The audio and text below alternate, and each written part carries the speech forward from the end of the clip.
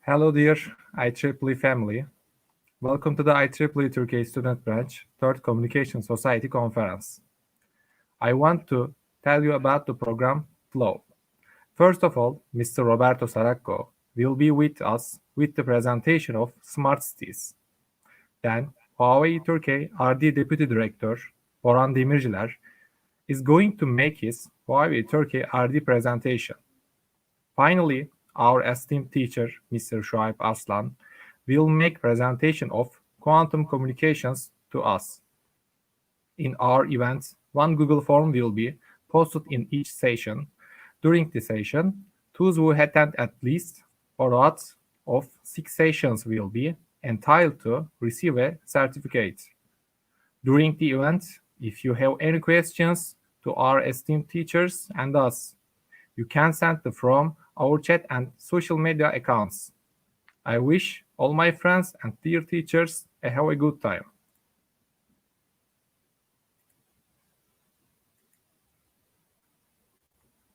Yes, Deniz. Wait a second. Okay. Hello, guys. Let me introduce myself first. I'm Deniz Kaya. I'm studying in Eskişehir Technical University. Also, my department is electrical electronics engineering. So I am going to help our guests today. So, Mr. Saracco, are you ready for your presentation? Yes, I am. Okay, then I'm leaving. The stage is all yours. Good luck and have fun. Okay, thank you very much. A pleasure to be here. I wonder whether you can see my slides. Okay, could you show them on the screen? Yes, I share my screen, but it seems it doesn't work. Okay, Okay. Now it's working. Okay, then. Okay. Good luck and have fun. Okay, thank you very much. Okay, can you still see the slides? Okay, I suppose so. Very well. So, good evening. It's a pleasure to be here. You see under my picture is the email. You are more than welcome to get in touch with me, so write it down.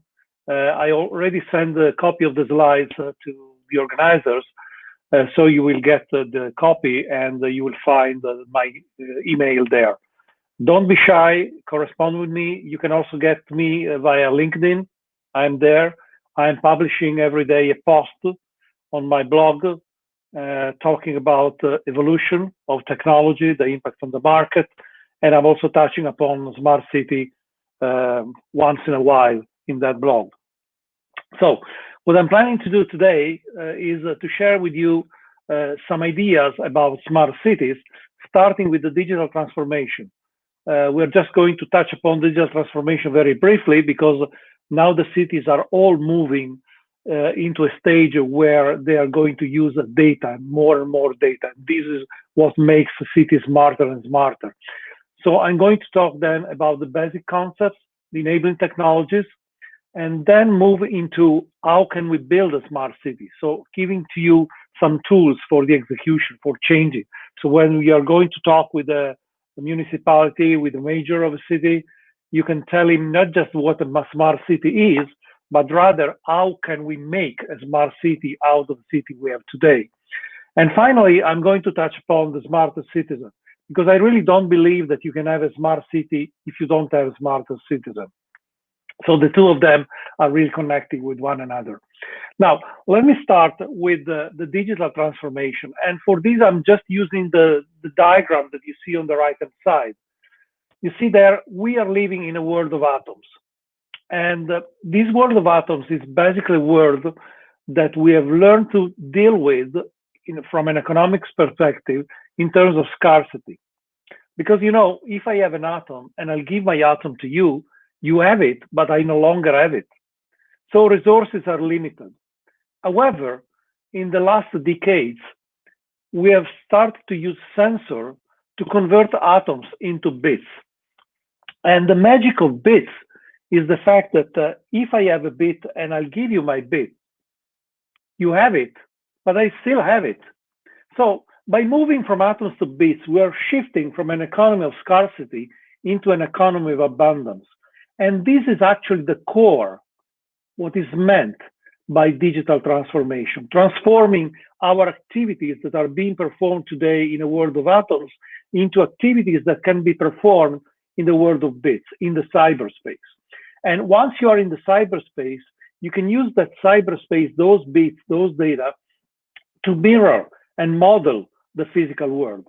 You can also use this data by connecting one with the other and trying to understand what they mean to get a view of the semantic of the world, try to understand what's going on. And we usually embed this kind of thing under the concept of digital twin. I'm going to discuss this concept further down in the presentation to give it to you. Now, in Italy, we usually say that by the end of the day, you want to eat spaghetti. And that means basically that it's true that you can work with bits, but by the end of the day, you need to go back to the atoms. And that means you need to use something that usually are called actuators to transform bits into atoms again. So you see in this circle, we're using sensors to move from atoms to bits, and we're using actuators for moving from bits to atoms. Now, bits are not easy to see, okay? They are invisible. But we can walk among bits by using technologies like virtual reality. Virtual reality is a technology that allows us to walk in the world of bits and see the bits as if they were atoms. Also, if I have something represented in bits and I have an object, I can flank the bits with the atoms. I can overlay the product, the physical thing with bits using augmented realities. So these two technologies are very, very important. Also, when we're talking about smart city, connecting the digital world with the physical one. And we need to connect these two because we see that on one hand, we are trying to move the physical world into the digital one, but on the other hand, we are living in the physical world. So we need to connect these two things. Okay, so this in a nutshell is about the digital transformation. Now, let me move next to the concept of smart. Well, if you're asking a mayor of a city whether he wants to have a smart city or a stupid city, I guess he will tell you, we want to have a smart city, okay? And everybody's talking about smart city. But I want to tell you something more. Every city is smart. And this is a very important concept. Every city is smart, and every city will not be smart unless you keep doing something. Because the point is that the city is an ecosystem, and is an ecosystem in a dynamic equilibrium, you know? What does it mean? Well, it means that the city is using energy, is using water, is using food, is using resources in general, okay? Because there's a demand for this kind of thing. And this is what fuels the city. But then the city, the citizens are processing this kind of thing, and they are producing waste. And this is the emission. The result of this work, okay, what's going on in a city is a waste. And the waste go back, okay, into the environment. And you need to achieve a sort of equilibrium. There should be enough resources so that you can perform something, and you should control the waste so that it doesn't hamper on the resources that you're going to use in the subsequent cycle. So this is a dynamic equilibrium, okay? Now, this is important. What keeps this equilibrium in place? What makes the city work? Well, it's infrastructure. Infrastructure is actually how we define a city. When we go back in time, and you know very well that Turkey was probably the first area, geographical area, that saw the birth of cities, okay? The very first cities were founded in that area. And how can the archaeologists tell that this was a city? Well, they look for infrastructure. If they find some remains of an infrastructure, then they can tell here there was a city, okay? Infrastructure are crucial, but infrastructures can only support a certain amount of population. Now, think about this. You have a wonderful city, a very smart city, okay? It's so nice that everybody lives a perfect life. What's going to happen? well, what's going to happen is that people that are not living in the city are looking at the city and say, hey, that city is smart. So everybody will try to move into that city. But as more and more people are coming into the city, what's happening? Well, what's happening is that the infrastructure that were so good to satisfy all the needs of the previous population are no longer working because there are too many people trying to access the resources. That you don't have enough resources, you don't have infrastructure that can manage, satisfy the demand. And therefore, the city becomes not smart. It becomes an ugly place to live because you cannot access resources, it doesn't work, you have overcrowding and all this kind of thing. And so people will start to move away from the city. So you see, if you have a smart city, you have a smart city at that particular time. But in order to keep the city smart, because it's a dynamic equilibrium, you will have to work on that city and keep upgrading it. Otherwise, it's not going to remain smart. Okay, so this is a very, very important concept. Now, let me take a side step and tell you, because this problem of infrastructure is crucial. Now, there was a biologist, Comey, in the last century, that started to think about how is it that I've got so many different kinds of living things? Okay, I've got bacteria, and then I've got whales. Okay, you have big variety with big dimension of this kind of thing. What is that keeps all these things together? And he started to look at these things from a very physical perspective. And you know, we as living being, but a bacteria as a living being, or a whale as a living being, what are we doing? Well, we basically take resources, we eat, okay, we process this kind of thing, and we use the energy that is contained in what we eat to replicate ourselves, to grow a little bit, to move around, and all this kind of thing. So this is what we call metabolism, okay? Now, the question that Comey asked himself was, okay, let's look at the metabolism, and let's look at what is the relation of this metabolism, okay, in a relation with a living thing, okay? And what you have is basically that in order to create energy, what you do is you perform chemical transformation, and this chemical transformation, because of the second principle of thermodynamics, are generating heat. So think about this: you are a living thing. You get resources, you transform resources, you generate heat. And unless you are dissipating this heat, you're going to boil, you're going to roast in yourself, okay? So it's very important for any living being, from a principle, from a physical principle, to dissipate the heat. Now, this is the crucial point. How is it that I perform chemical transformation? Well, that depends on the cell, and that depends on the volume, okay? The more space I have to do the chemical transformation, the more transformation I can do. But so the amount of transformation that I do depends on the volume. A bacteria performs much less transformation than a whale, right? But if you have heat generated, then you have to dissipate. How you dissipate the heat? Well, you dissipate by the surface. And the surface, if you imagine a sphere is growing with the cube of its radium, but it's dissipating with the square of its radium, because the surface, okay? So you have this kind of ratio, volume versus square. And this kind of thing leads you to have basically, and this is the Kleber law, to have basically a metabolic rate that mix together this creation of power and the dissipation of heat. And what Kleber worked out, okay, is this graphic that you see on the right-hand side. That basically, if you put all unicellular organisms, okay, you see that the bigger they are, the more they have metabolism. And then you put the multicellular organism, you see the invertebrate and non-mammals organism. And again, you see, depending on the size, they dissipate different things. And you see the turtle is bigger than the frog, and it's bigger than the fly, and so it's higher up. But all of these kind of things are on the same line, which basically means that the capability of dissipation remains the same.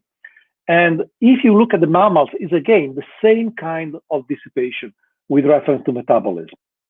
Now, the interesting thing is the fact that if you're moving, when you're moving from unicellular to multicellular and then to mammals, you see the slate of the curve is the same, okay? It's the same kind of exponent that you have there. And as we said before, you have a relationship between the volume and the surface. So you have a relation between 2 and 3. You divide 2 by 3, you get 0.66. Now, Kleber found out that the relation of metabolic rate in living organisms, independently where you are, is always 0.75. And actually depends the rate by constant, but you can get rid of the constant. So it's 0.75. And this is very strange because, as I said before, the ratio should be 0.66. So how is it that living thing can dissipate in a more efficient way than non-living things? Well, we didn't find out till the end of the last century, where scientists discovered that actually living things are able to dissipate in a more effective way than inanimate things, because they have a structure, an infrastructure that support the dissipation. And this infrastructure is actually a fractal infrastructure, which means basically you have big things, smaller things, and again, smaller thing, and so on. And so if you have a fractal infrastructure and you calculate, you do your math, you'll discover that the ratio becomes 0.75. So we have actually solved the mystery. And solving the mystery is also confirming that living things are much better in creating, in using energy and dissipating heat by this kind of ratio, because they have fractal infrastructure. Now, you might wonder, why is this guy telling me all this kind of thing when this conference is about smart city? Well, the point is that when we're going to look at a city and we ask ourselves, okay, what is the efficiency of a city? How wealth is the city capable to create? Well, you would expect that the more people you have in a city and the more wealth that city is creating, which is actually the case. But then you ask yourself, the effectiveness, of course, doesn't depend by the number of people. Effectiveness is about the ratio. So you ask yourself, how much wealth is one person producing in that particular city? And of course, you're seeing that as the population increases, you increase the wealth. But this increase of wealth is depending on the way people can work together. And look at that number. It turns out, by studies that have been made by Harvard University, by looking at many cities, you see here a list of these cities, that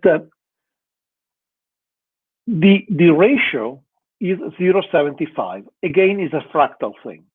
And if you think about it, it makes sense. And it makes sense because in city, we have fractal infrastructure. You have a big warehouses where merchandise is coming in. Then you have big roads leading to these big warehouses. Then you have a smaller transportation that goes to retail store and smaller roads and so on. So you also there have a fractal infrastructure. And it turns out that actually the fractal infrastructure is not just the one used by nature, is also the one that architects and urban dwellers have developed, because it comes after experience. This is the right way of doing things. You create square where people can mingle, and you create smaller streets, because you want to balance the possibility of having houses accommodating several people with shortening the distance from the resources. So you have to find a certain way of balancing with these two aspects, and you come out with a fractal infrastructure. So actually what we say is that current cities have an efficiency that is related by the fact that they are using infrastructure and a fractal infrastructure. Then you have this A in front of the population, which is the factor that is measured efficient. And basically this A is telling you that if you're using better infrastructure, you have more efficiency. But the crucial factor of the ratio between the population, the pro capita wealth produced, and the global wealth produced by an increased population remains related to this fractal nature of the thing. However, when we're moving in the cyberspace, so we act a digital transformation on a city, then we're moving from the physical space where you are tied by geographical constraint to this 0.75 into a space where basically everything can be exactly the same place, okay? You no longer have distances, you no longer have problem of distances. And so you can increase that 0.75 up to 1, which means that you can increase efficiency of a city by moving processes to the cyberspace. And this is actually the crucial thing, okay? The message that I wanted to give you. The digital transformation is so important in the smart city concept because it allows you to create an infrastructure in the cyberspace that is more efficient, that would allow you to scale and to manage the increased population and creating more wealth. Now, how can I move my physical city into the cyberspace? Well, I need to use sensors. And you know, IoT, Internet of Things, we've got plenty of Internet of Things in a city. We've got the Internet of Things in vehicles. We've got Internet of Things in smartphones. We've got sensors around the city and so on. Now, all of these kind of things is creating data. And I move, you see on the picture on the right-hand side, I move this data in the cloud, and there I can perform calculation, computation. I can try to find out what's going on. And then remember what I told in the beginning, the spaghetti paradigm, that once you understand, then you've got to go back in the city and provide the feedback so that you can act on the physical world. So you have all this kind of sensors, and a medium-sized city can generate a petabyte a day of data, okay? And what is very interesting is the fact that today, most of these data are lost, which means that there's a huge space that we have in front of us that we can work on to actually make use of those data, to generate intelligence and to do something. Data understanding is crucial, and data understanding usually comes not just from algorithms, not just from artificial intelligence, but from the capability of correlating data, data analytics, okay? And really the data is the fabric that you're using to dress up a city and make it become a very nice city, a smart city. Now, how do you get this data? Well, in order to get the data, you need to have a communication infrastructure, a pervasive communication infrastructure. And you usually start with a layer that is basic transport, that is fiber, okay, optical fiber. And I'm pretty sure you've got plenty in Turkey, and it's going to grow up more and more. We used to have copper, now we're shifting to optical fiber. And you might say, yes, but I like to have wireless, okay, because I don't want to be tethered, I don't want to be tied to a certain access point. Fine, but the more wireless you want to have, the more fiber you need to have. And as we're moving to 5G, as we will be moving to 6G and so on, you need plenty of fiber because you are going to need more and more access points. I understand you're going to have a talk by a person from Huawei. I'm pretty sure he will tell you this kind of thing. Wireless is the future, but in order to support wireless, you need to have plenty of fibers. And this goes on for the Wi-Fi, for wireless area, and also for other technologies like Li-Fi, light visible light communication, okay, or to support even a point-to-point wireless like Bluetooth and Zigbee, because eventually, once you have done with the point-to-point communication, with the near-field communication, you will need to have something that connects that to the main network, okay? You can create this kind of thing in a city using mesh networks. So you don't necessarily need to rely on the telecom operators. You might have a city where the municipality decides to create a mesh network, or what also is called a pirate network, by placing access point on buses, on public transportation, on taxis, okay? And all these kind of things are communicating with one another, creating a mesh network, or as we say, a pirate network, because it's not actually dependent on a classical telecom operator. And then at a certain point, they can connect to the operator, to the telecom operator gateway where it is available to connect to the broad network. But even just using buses in Istanbul or in Ankara, you can really provide a very pervasive network all around. If you equip all the taxis with this kind of devices, gate point and Wi-Fi, local Wi-Fi and so on, they can become access point for local sensors. And you can have taxis moving around and getting data from the sensor around.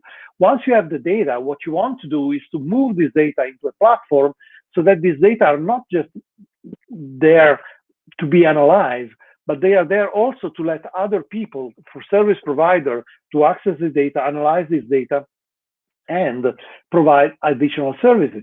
The picture you're seeing here is the picture of the architecture of the Trentino Open Data Platform, where they have created this kind of open data, and they have allowed a variety of companies, you see them on the left-hand side, to create, to put their data, the data they are creating inside the platform. And on the right-hand side, you're seeing other service provider, the consumers, okay, that are actually accessing through API, to application programming interface, these data in a neutral way to deliver services. So this is very important.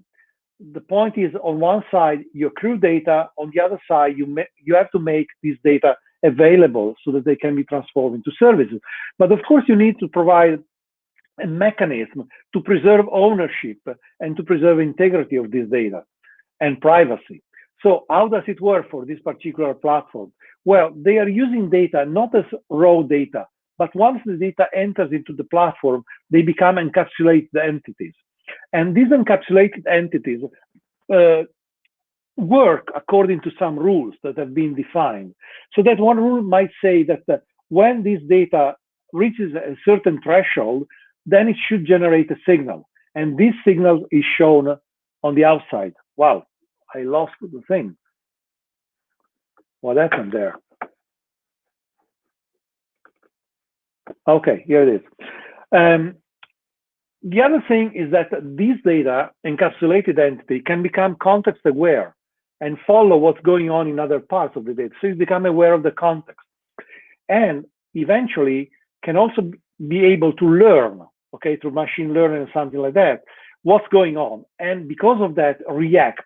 So when you are outside of this platform, you're not seeing the data, but you're seeing these encapsulated entities that talk to you through API and signal generation. There are platforms, commercial platforms, that can support this kind of architecture, like Fireware, a platform developed by the European community. You can access to this kind of platform. You can use as sensors the smartphones of people. You see, on the right-hand side, you have an image of Rome, a rendered image of data analytics, where basically what they did was to use the smartphones that bus drivers had, and these smartphones were provided by the bus companies, so they were public smartphones in a way. And by using this kind of sensor, they are able to track where the bus is, but they are also able to do something more. You see, this is the central area of Rome, and you see there are some lines that are long, like comets, okay? That represents the speed of the bus. It means that the bus is moving quickly. Here is the main railway station in Rome. You see there are many dots, so it looks like all the buses are stopped there, which is okay, because that's the head point of many lines. So buses are coming there and they stop and wait before starting a new cycle.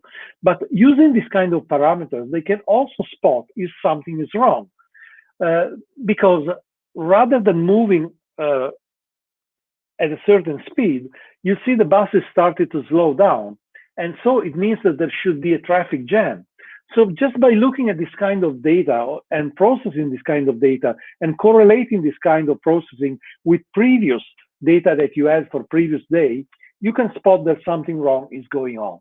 So the message here is to tell you that just by using cell phone, you can get an enormous amount of data and work out an enormous amount of information. Now, All this data can be encapsulated, as I show you in the very first slide, using digital twins. Digital twins are basically digital model, and by correlating digital twins with the actual physical reality, what we call the digital shadow, using IoT to get data, you get an immediate image of what the situation is. And by keeping track of the story, the digital thread, you can actually learn over time what should happen, what might happen, and if there's something wrong. Now, all of these things, three things together, digital model, digital shadow, digital thread, is a digital twin. Now, there are platforms also here to support digital twins. Fireware was one. Here you see another one, is a platform produced by Siemens that is called MindSphere, that covers everything from the design of something to the manufacturing to the use on the space. And you can apply digital twin to smart cities. And actually, you see here, that's the page accessing the digital twin of Singapore.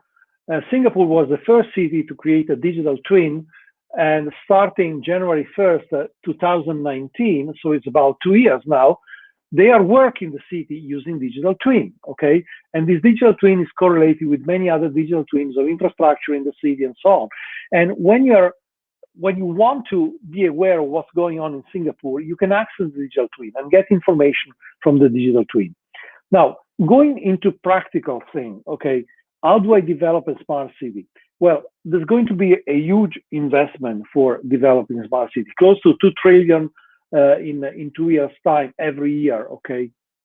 And transportation clearly leads the expenses in city. Now, the problem is 90% of all this investment is not reusable, okay? What you're doing in Ankara, you can reuse in Istanbul.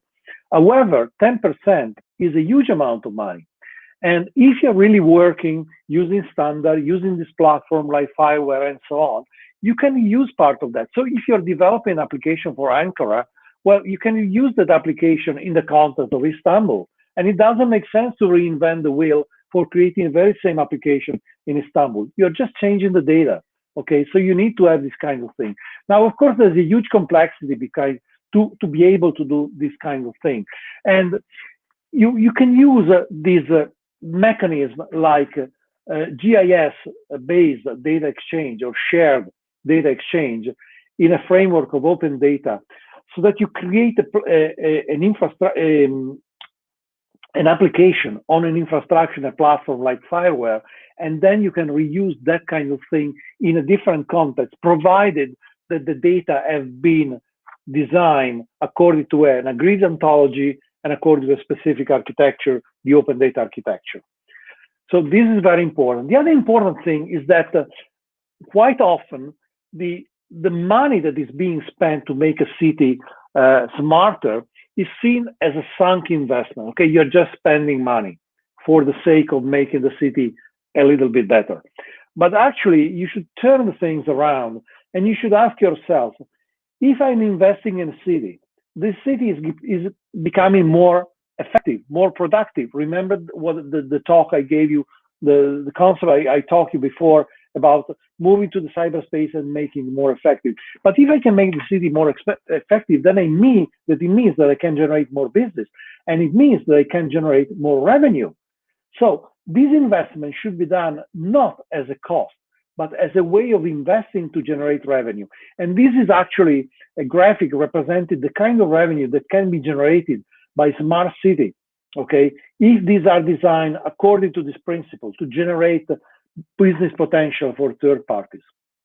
Now, in order to design and to make choices, where should I invest, how should I invest in my city and so on, you usually are asked to design, to write down a spider diagram. And you see here the spider diagram, how it works. And basically the idea here is the fact that you design the set of things that characterize your city, okay? The effectiveness of logistics, the healthcare, the education, whatever, okay? What is important to you in that city? And then you define a metric. And you say, okay, in the healthcare, I'm here. In logistics, I'm here, and so on. And this creates the first spider web.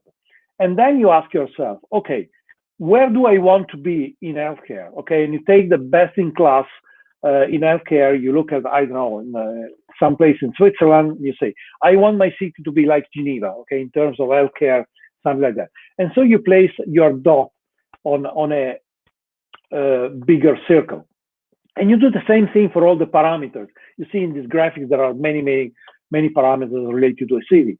And of course, at that point, you see what is the distance between your current city and the city you want to create. And then you've got to ask yourself, okay, how much is it going to cost? Okay. And then you actually measure the distance between where you are and where you want to go in terms of money. And you'll discover that it costs a huge amount of money. And then you have to come to a political decision. What do I want to do? Because the amount of money is limited. And so I want to understand, with the amount of money that I have, what I can do. Now, this is very, very important to do this kind of exercise. Why? Because you've got to talk to the citizen. You've got to explain them, yes, I'm going to tax you. I'm going to use your money for doing something. But doing this kind of thing costs this amount of money. And out of all the nice things that we would like to do, we can only do a subset. And we have chosen, because of political reasons, this subset. And then you can monitor on that and you provide feedback. So this is a very crucial part in designing a smart city, talking to cities. So you talk about the various infrastructure. They are loosely coupled systems, and you are trying to put this kind of thing together, to connect things together, as is shown there, okay, to make sense out of the different things. The municipality has to work to create platforms, the open data platforms, the city OS, the operating system of the, that has the objective of allowing service provider to use the city data and to deliver services. You have to talk to the manufacturer, to those that are providing you the tools. You see Huawei is there, okay? The leaders are probably Cisco and Siemens in the area of smart city, but you see Huawei is pretty close there, okay? And so you have the followers, challenge, content, and so on. So you have to decide with whom to meet. And then you have to involve citizens. You see here an example of 4 cities, smart cities, and this bar represents the amount of application that the municipality has been delivering, and the blue lines represent the amount of these applications that actually have been developed with the citizen involvement. And it's amazing if you think about, in many cities I've seen that all applications are just developed by the municipality with no intervention from the citizen. And at a certain point, the municipality say, oh, there's this application. Look at what is happening in Amsterdam, in Barcelona, in Helsinki, okay? A significant portion of the application are being developed involving citizens in the design of this application. This is very, very important, okay? And also the service providers should provide the service in such a way to generate continuous feedback from users so that people understand what is going on and the provider understand how people are using this kind of thing. Now, the citizen involvement is actually the most important part. Citizens should feel part of the development of the smart city. They should feel included. They should be active, not passive, okay? They should raise their hand and say, I'm here, I want to contribute, I'm part of it, okay? And we have been doing this kind of work recently for the pandemic, okay? We have been proposing, and this kind of thing has been done in South Korea, in Taiwan, the development of personal digital twin, so that people can actually have their personal digital twin that can warn them about the risk of the epidemic. And this personal digital twin is dialoguing, correlating with the healthcare institution, saying, I got a fever, I got coughing or something like that, okay? So by correlating this data, healthcare institution can understand what kind of risk is there. And the authority should provide a general framework saying if the kind of risk in a certain region is of this type, then people should conform to this rule, okay? Now notice that with this scheme, there's a complete privacy because the healthcare doesn't know that I am the one coughing, okay? It just knows that somebody in that area is coughing or has a fever or something like that, okay? And the authority doesn't know that I have a cough, okay? But the authority is enforcing a rule like saying, if you're coughing, you should wear a mask, you should not go outside your room, your home. And if I'm going outside, so I don't comply with the reference model, then a red flag is generated. At that point, the authority knows and they can fine me or do whatever they want, okay? But this is not a violation of privacy, because this is exactly what happens if you're driving in a place and you're speeding up and there's a speed trap, okay? Well, the police is allowed to check your speed, and you know that you should go at a certain speed. So the police doesn't know that you're driving in a certain area, but if you're exceeding your speed, then they can stop you, okay? They can take a picture of your car and send you the fine home. So this is the kind of thing that can be done in a city. And furthermore, in a city, it's important to share resources. And a city has plenty of resources. By using sharing economy, by using the digital transformation, these resources can be pooled around and spread around, so with a much higher efficiency. Remember, it's always about the efficiency. So it's much more efficient to share cars rather than owning every person owns a car. It's even much more efficient if a car is an autonomous car that can come and pick me up whenever I need it, because I need less car in order to do this kind of thing. Very crucial, most important, last message that I want to leave you with is the citizen awareness. If people are not aware, if citizens are not aware of their role in the city, or what they can do in the city to make it smarter, you're going to lose the fight and the quest for a smarter city. You should tell people that what they do matters. Okay, they can make a difference in every little thing. It costs much less to make people aware that if they throw garbage on the road, it costs money to pick up that garbage, okay, rather than put the garbage in the right location. Then to increase the cleaning of the roads, to invest money in better cleaning of the road. It's better to invest money in the education of citizens. Way better, much more efficient. So as a takeaway, I would like you to pick up the city are huge, and there's a huge investment, but also there's a potential for huge revenue if you're doing things right. You need to choose a step-by-step approach to make it simpler and to provide immediate feedback, okay, so that people are aware of what's going on, why we are spending the money. And I understand perfectly that the digital city easiest path is to look for cost reduction, okay? That's understandable. But also you should pair these with the possibility of increasing revenue. In order to do this, you need to leverage on standard and reuse as much as possible, okay? And really, the most important thing for everything is to engage citizens. This is really important. Okay, I want to thank you, and I think there's a little bit of time for questions. Mr. Saracco, me Yes. and my squad are really appreciated to your presentation. It was an awesome presentation, which including awesome knowledge. Thank you for all of that. And we have 5 minutes more. And as some audience have some questions, would you like to answer that? Absolutely. I'm here for questions. And also, if they have further questions, they can also send me email, and I'll be willing to correspond with them. Okay, then I'm starting with Kaan Öztürk's question. He asked, Mr. Roberto, I want to ask a question about AR. What does it... AR, okay, it means augmented reality. Okay. Okay. VR is virtual reality, AR, augmented reality. Augmented reality is basically something that allows you to show data on a physical object. You wear goggles, okay, and you look at the object and you're seeing overlapping on the object some data, like looking at an object and seeing what is the temperature of the object. Okay, let's continue with Emir Mercan. If infrastructure not be M square 066, what will do people or ecosystem?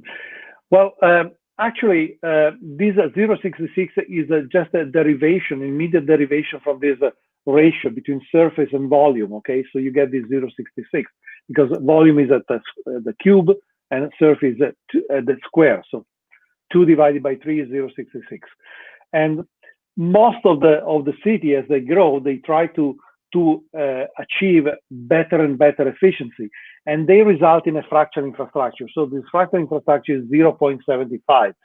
There are, of course, cities that have not been growing that nicely, particularly very old cities, where you have an old infrastructure with narrow roads because they were founded centuries ago. So you have narrow streets like Venice, okay, this kind of thing.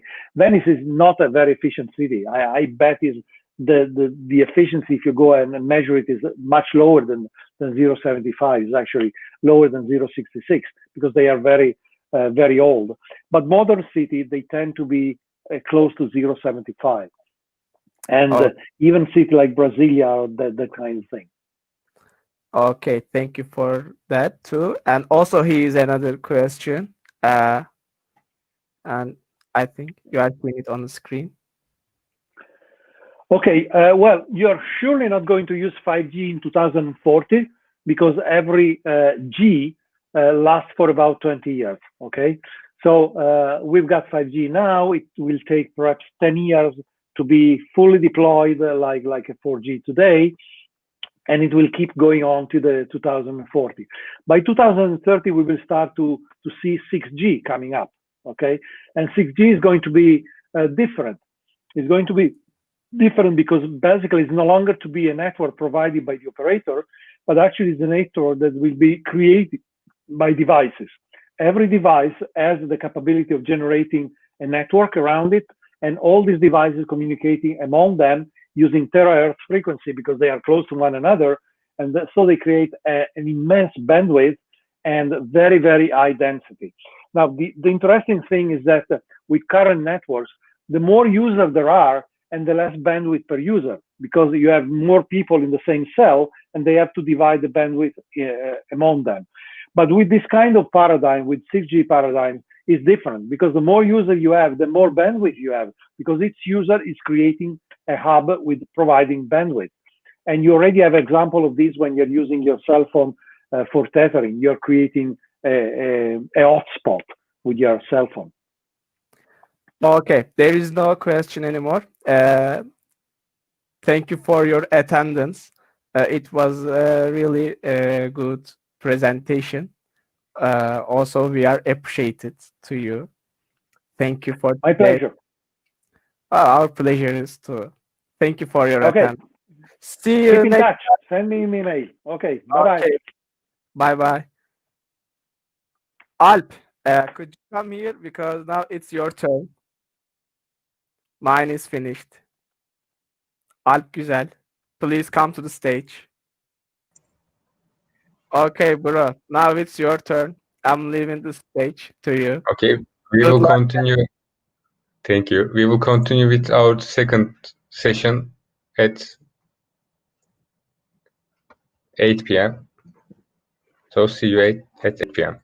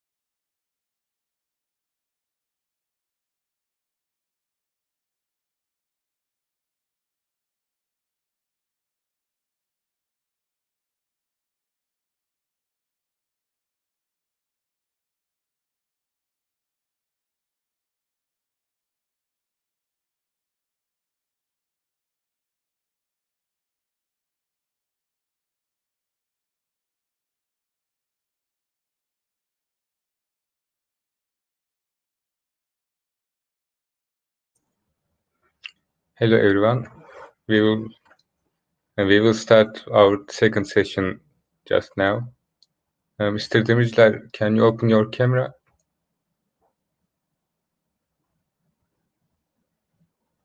We don't have your camera now.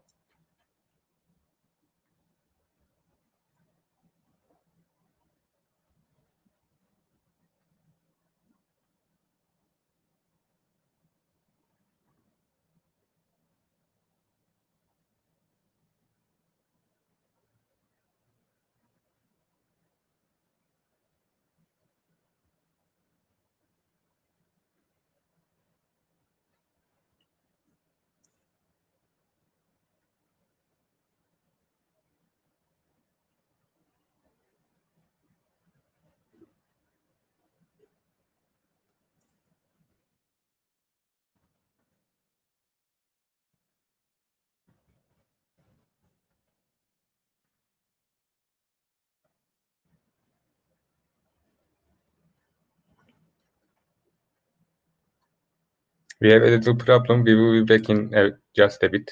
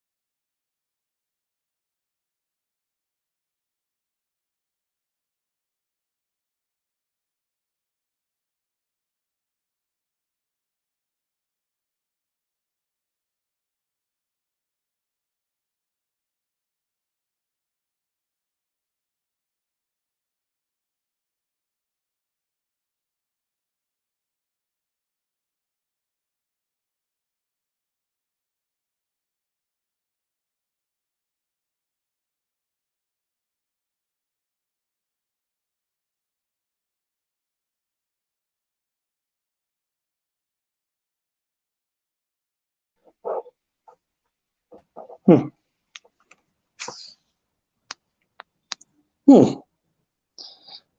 Oldu mu welcome bu back. kez? Hello, Oh. Mr. Demirciler. Sorry for the technical difficulty.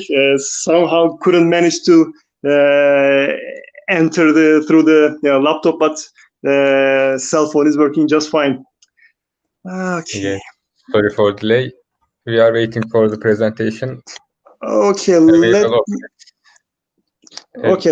How shall we do this? I can email you the this presentation, and maybe you can share it. So how shall we do? Okay, we can do that. Okay, just give me a second, please. Okay. Okay.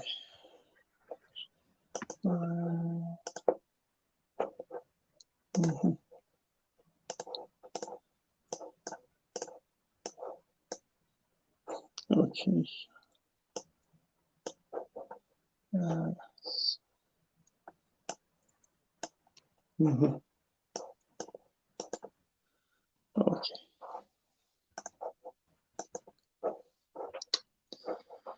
I send it to Ömer, by the way.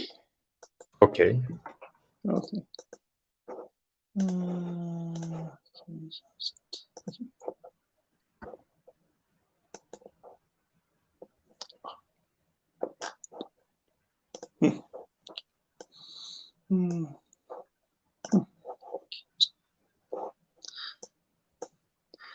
So maybe I can just start from my own screen, and once let's not make people wait much longer, this evening. You can So introduce I can yourself. start with that.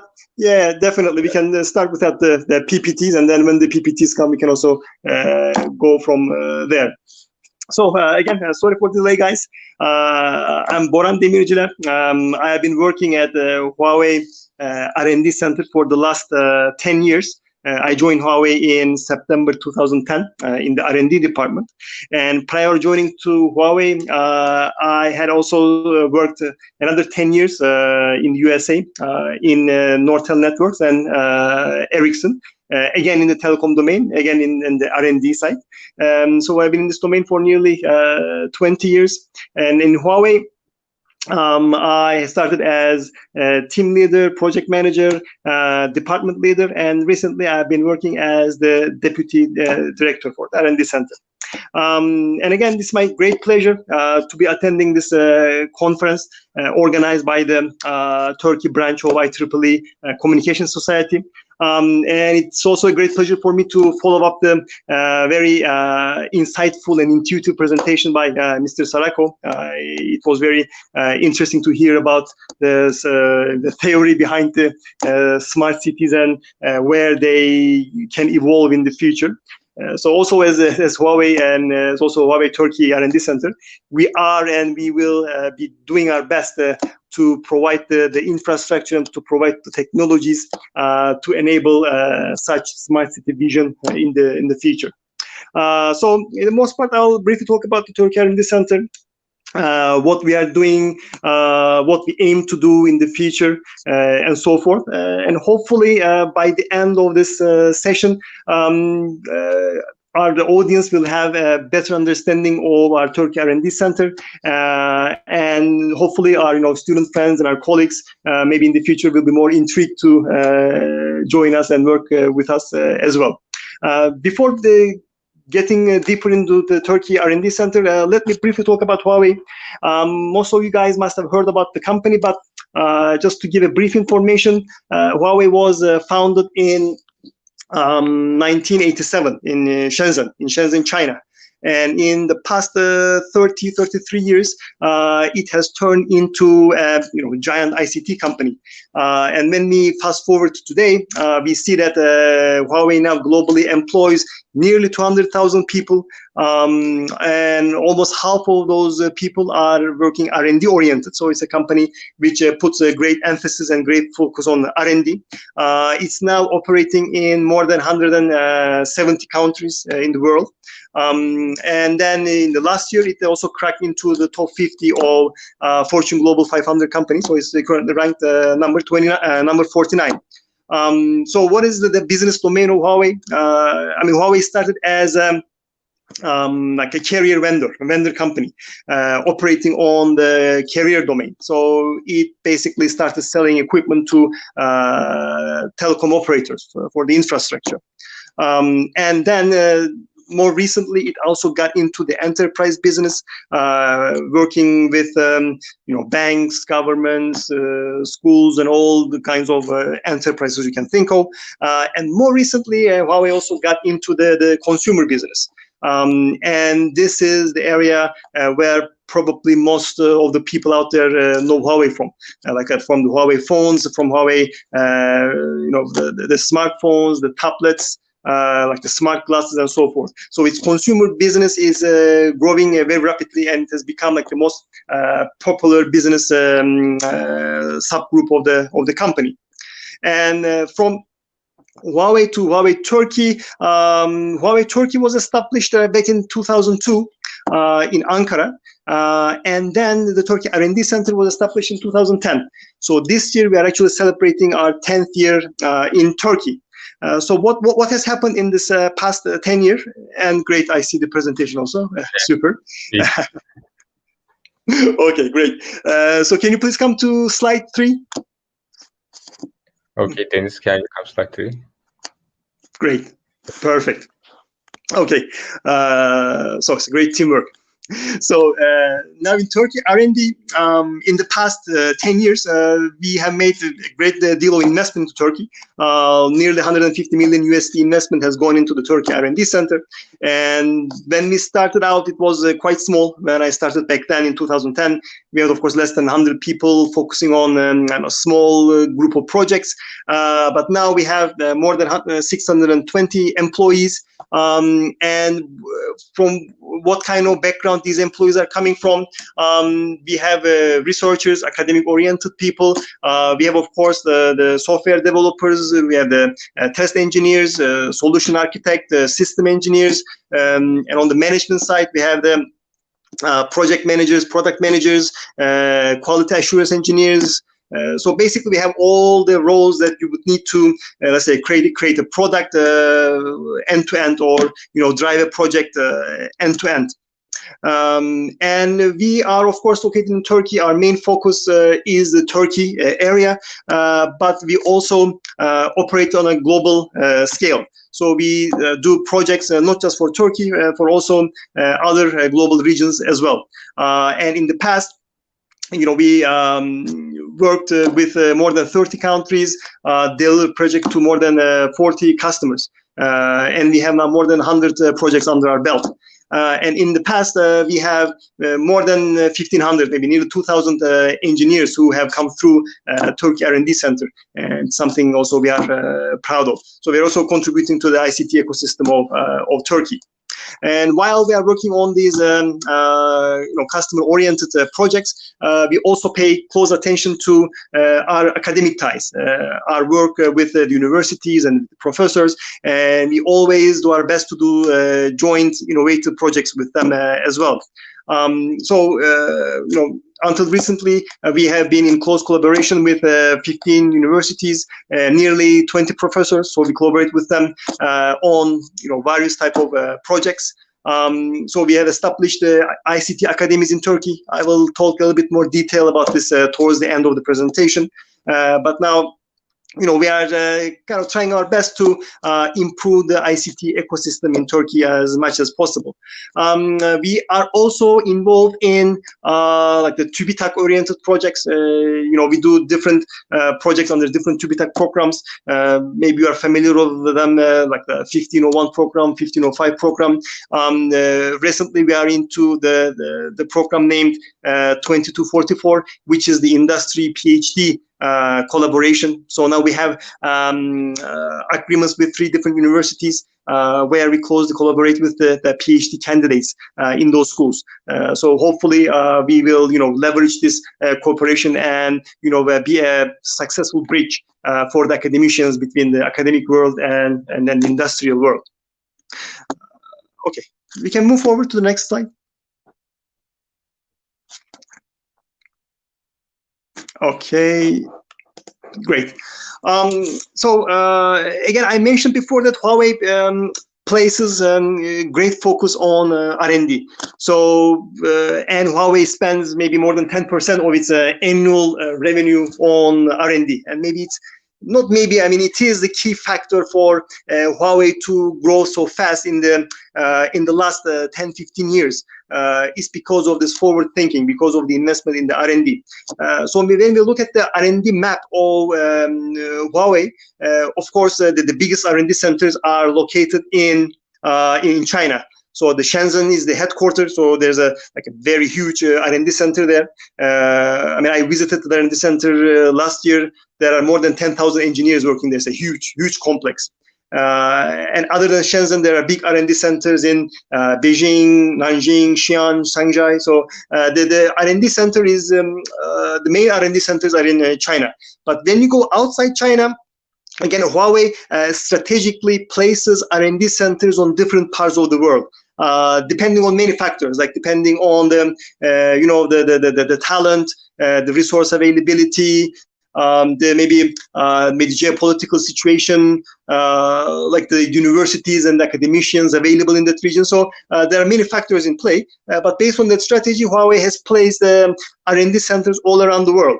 And if you look at this map, like for example, you see that in Europe, in Northern Europe, and in Northern America, especially in Canada, the focus is more on the wireless side and on the device side. So this is where the talent is. When you look at for example, Russia, where Russia is famous for its like the mathematicians, physicians, then Huawei has an R&D center for algorithm development in Russia.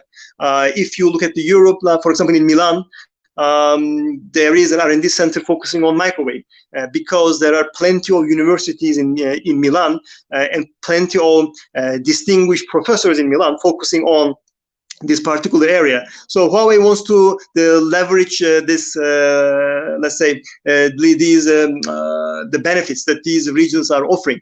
And then when it comes to software innovation, Huawei located two areas. One of them is Bangalore in India, and another one is Istanbul, Turkey. So Istanbul and India R&D centers are focusing on software innovation. So we don't do much on the hardware front, and our focus is solely on the software part.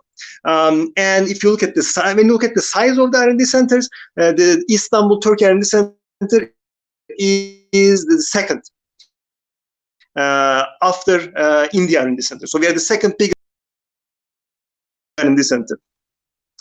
Okay, so we may go to the next slide. Okay, great.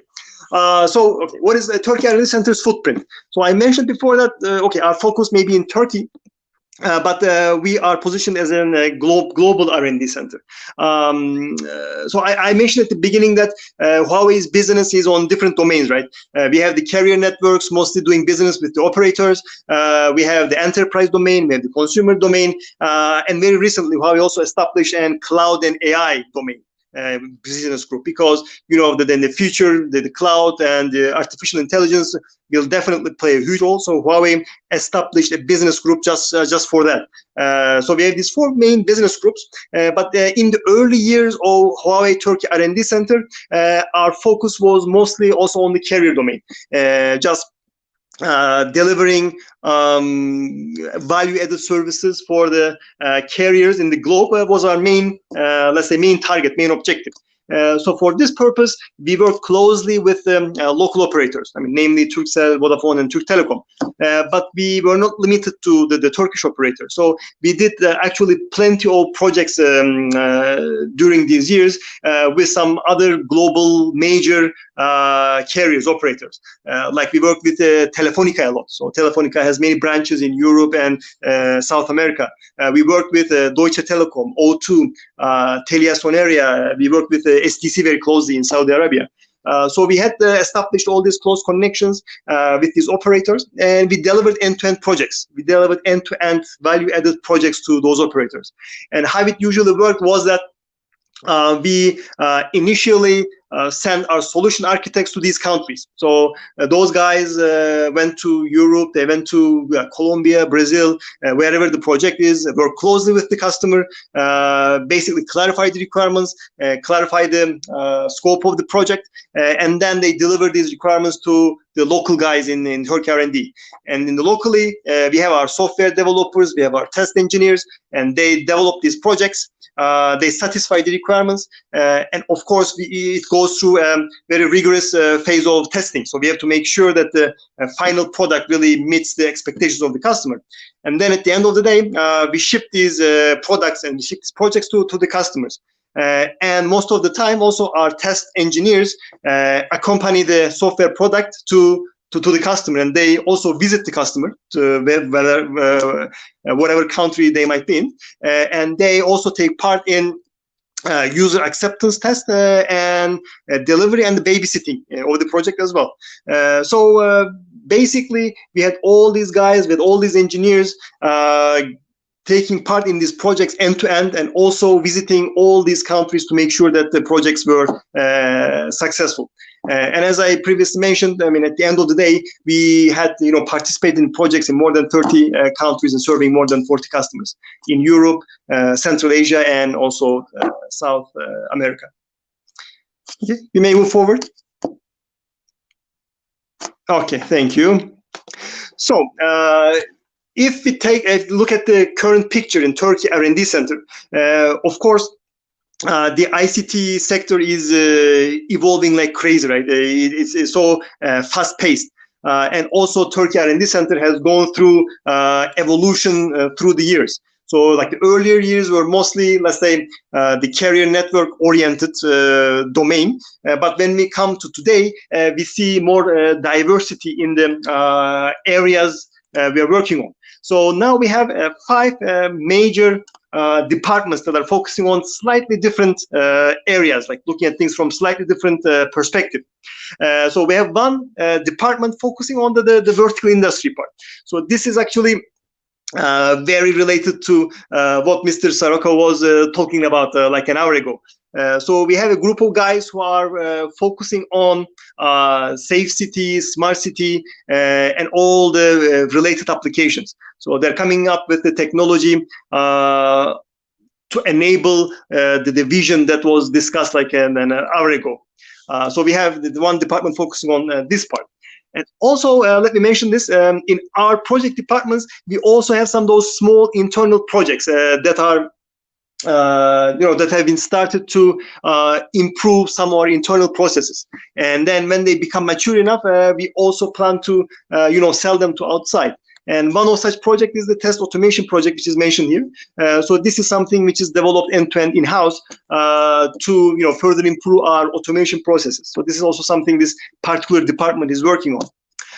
Another department goes by the name of intelligent application, and this department is more cloud oriented. So they're focusing on developing SaaS services, like software as a service projects on the cloud domain. So this is their main focus area.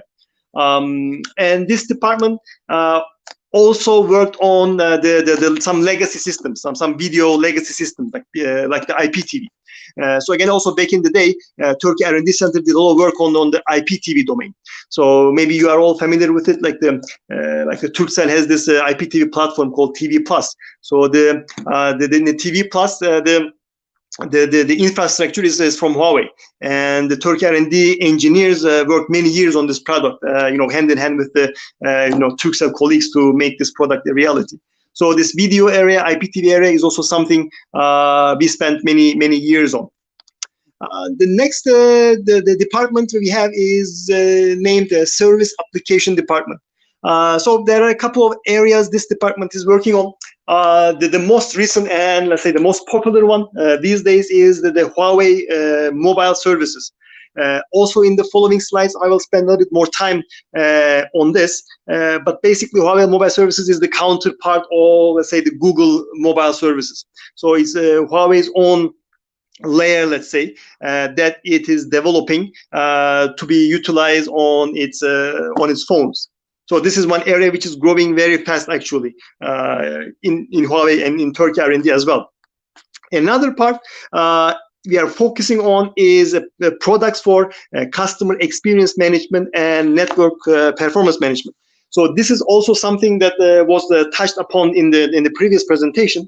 So this is basically a big data platform. Okay, so you have this platform, and you have these probes, let's say. So you have these probes that you inject on the various layers of your telecom network, telecom architecture. So, and then you basically grab tons of data from these nodes, and this data gives you a lot of information about the health of your network, like the quality of communication, whether you have some latency, whether the things are breaking up, whether you are nearing your capacity. So you extract all this data from all these cells, from all these nodes, and this platform basically gathers all this information, all this big data.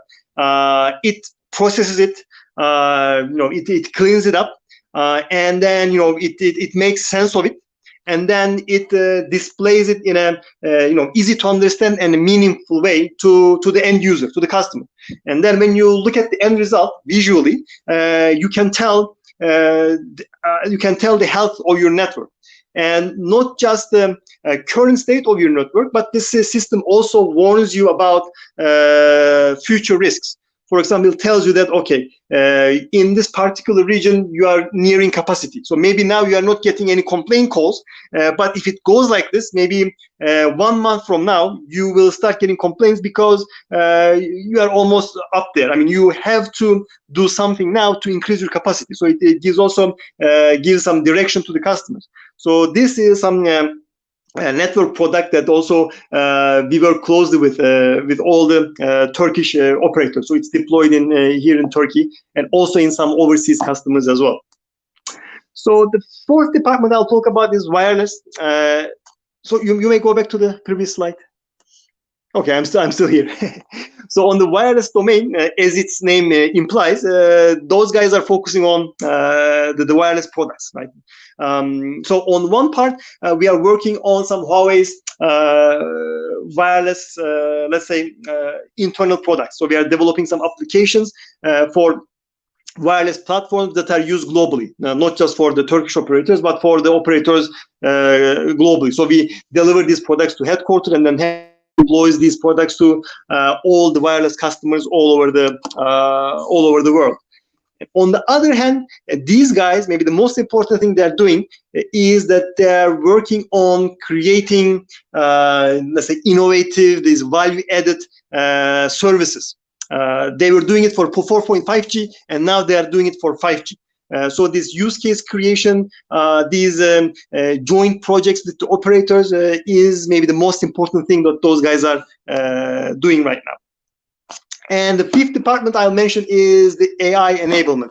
So again, this AI words keep coming up because it's gaining more and more traction, and it will be an integral part of our life more and more as the time goes by. So we also have a department which is focusing more on this domain. So this AI enablement department, we have maybe this is maybe the most research-oriented department with its members being mostly PhD and master's holders or candidates. And those guys are working on different AI domains, machine learning, they work on natural language processing, they work on computer vision, and not just on the research part, but of course they work on integrating this concept on the products as well. So they're working on both the research aspect and also on the productization aspect. So we call it inside like the industrial research. So maybe this is not like a 5-10 year, let's say, long research projects, but maybe more short-term oriented, which can be integrated in the upcoming products. And here, again, we also do big data analysis and we work on the AI areas that I mentioned. And one prominent project that we are working on in recent days is Huawei's own search engine. And this search engine product goes by the name of Petal Search. I will give a little bit more details in the upcoming slides. Okay, we may move forward to the next slide. Okay. Thank you.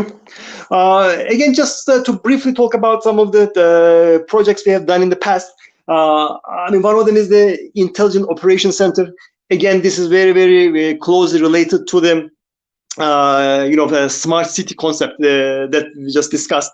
What this particular project does is that it's a platform basically to integrate all the data that is received from all the IoT devices, all the video surveillance devices. Again, it gathers all this data, it combines them, and it reflects them on an operating center, on a big dashboard, and makes it very easy for the user.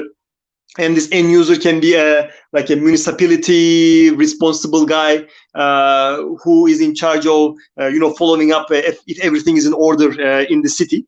So it basically reflects all this information in a meaningful, easy to understand way to the final user. So we are here building this operation centers by combining all this data. And basically, on one part, we are showing the current status, and on the other part, again, it's also doing some prediction about the potential upcoming problems. So some actions can be taken ahead of time before the risks turn into issues. And for this one, last year we had an actually proof of case, proof of concept work in Ankara. So we had this project in an Ankara park. So it was like a missing child case. And in this particular case, basically we simulated the scenario. So we established our platform in this park. Again, we put up the the videos and the video cameras and the surveillance devices, and we hooked them up to our system, to our platform. And basically what we did was that, okay, we said we use a child, and we basically give the picture of this child to the system as an input. And what the system did was, in very short amount of time, it basically put out a map in front of us, which showed like all the path this particular child took in the park, and where was the last place where this child was seen on that map. So we could easily locate the last location of this missing person, and in a very short amount of time, we were able to locate this child. So it's easy, very easy to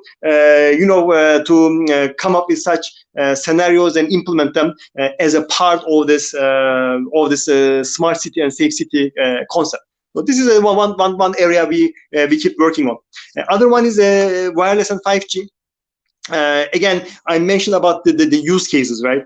And one particular use case here is mentioned is like the drone case. In this particular drone case, basically we use a 5G controlled drone, which was capable of capturing 360-degree 4K quality virtual reality video and transform this to the ground. So it's everything done over a 5G network. If you could go to the next slide. So this 5G drone case is not the only case we are doing. So again, in this case, also our scope is not just Turkey. So we work with different operators in different countries, different regions. Basically, we have different VR cases. We have like the cloud gaming over 5G. 5G controlled drone. I talked about VR, virtual reality, augmented reality applications. 5G education, 5G real estate, 5G cloud gaming. All those use cases we are working on with the operators. So not just the local operators, but also global operators. So you might ask this question. I mean, why do you bother to come up with all these use cases, and why are you doing these things, right? So the reason is this. I mean, there was one question in the previous session asking about, okay, what is next? I mean, what is for 5G coming? When is it coming? What is after 5G? So again, 5G is, of course, being deployed in some parts of the world. So it hasn't quite come to Turkey yet, but sooner or later it will come. Eventually it will come. But the deployment of 5G will be different than the deployment of the previous generations. So when you think about like the 2G, 3G, even 4G or 4.5G, they started and quickly they were deployed on a wide area, right? So you can have a wide 4.5G coverage area. So 3G coverage is almost everywhere. But when it comes to 5G, what I expect will happen, and many people expect will happen, is that it will come to maybe on a limited scope and on to some limited regions where there is a real need and where there's a real use case, because these systems will be sophisticated to build, maybe expensive to build, and you should take these systems to where the need is. So what is 5G? Why do we call it 5G? Because it is a lot faster. Like the latency is very low and the data speed is very high. So this allows you to come up with some uses that were not possible before. Like we talked about the autonomous cars, right? Like the self-driving cars. Now it's hard to do them because the latency is not tolerable. Even it is 10, 15, 20 milliseconds, it might be too much, because now you may bump into the car ahead of you. But when the latency goes down to 1-2 milliseconds, then such users can be possible. So this is what 5G will bring. But again, the critical part here is to identify the use cases that the operators will find profitable enough. Because the 5G sounds fancy, right? Oh, let's move on to 5G. Let's do this. Let's do that. But of course, behind the scene, there's a big,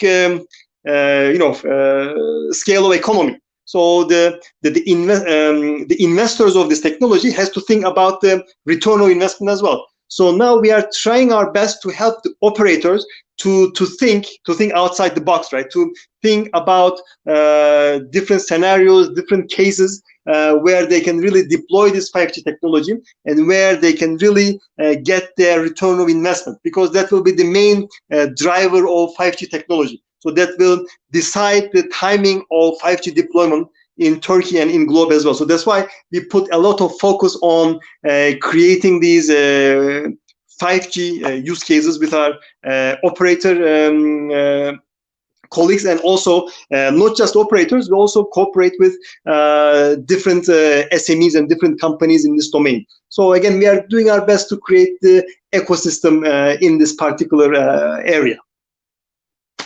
Okay, we can go forward. Next slide, please. Okay. So I also briefly touch upon this part. Again, I talked about our focus on AI and big data.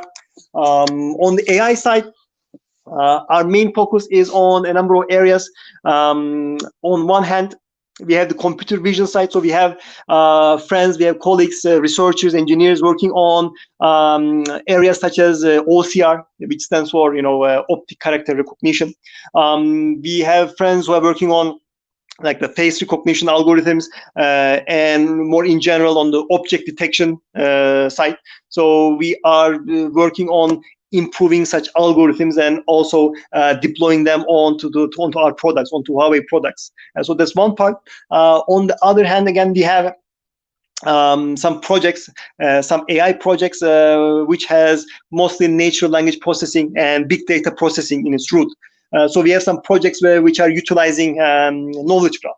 So we are also investing a lot on this knowledge graph technology. Again, it goes to the idea that, to the notion that, okay, now we are bombarded with data, right? Big data. We have so much data. And also Mr. Sorocco, Roberto mentioned that a lot of this data goes to waste. I mean, you collect all this data, but very little of this data is really processed, made sense of, and put to good use. So now we are using these technologies to basically collect the data, clean up the data, find the useful data, find the relations between the data, and show these relations in a easy to understand, simple manner to the end user.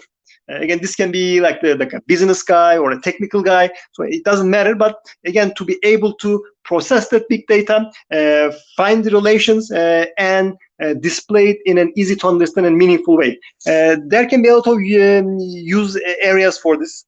So now we are working on some projects for recommendation systems for some internal Huawei business departments. So in Huawei, there are so many projects, so many businesses going on, and we are trying to keep track of like which project, which business, which customer, which real life scenario is linked to each other. So while we are using such technologies to basically automatically find them to really save us some time. And in addition to this, I will also briefly mention on one area. So here I put some little part saying SaaS innovation. So again, SaaS is software as a service, as I mentioned. So what we're doing here is, again, apart from some large-scale Huawei products, on the site we also have our own products from Turkey R&D. And how these products, got initiated is, because our own needs. So, for example, I talked about the test automation platform. So we have this project because we had all these projects with the operators, and of course, here the quality and efficiency is very important. So the testing is very important. But we were struggling with the testing process. It was taking too much time. And the test tools that were available to us were not meeting our needs. So we, again, came up with our own test automation platform, which supported all the protocols that we needed. So now it has turned into a product, and now we are also we will also sell this to maybe outside Huawei. Another product that came out from our internal needs is a product called B-Focus. So this need basically came from Huawei HR, human resources. So it's a platform for employee engagement. So again, we had some pain points, let's say, for employee interaction. So we had all these like the routine practices, like the surveys every 6 months or survey every year, but they were not enough to really understand what was going on maybe in the company, not enough to really understand the climate and the real pain points in the company. So we developed this platform to basically dynamically and very easily to get in touch with our employees, and it is like a both-way communication. So the employee can also initiate communication, ask some questions, raise some concerns, and so forth. So again, this also evolved into a product right now, and now we are also cooperating with some external HR companies to also market it outside.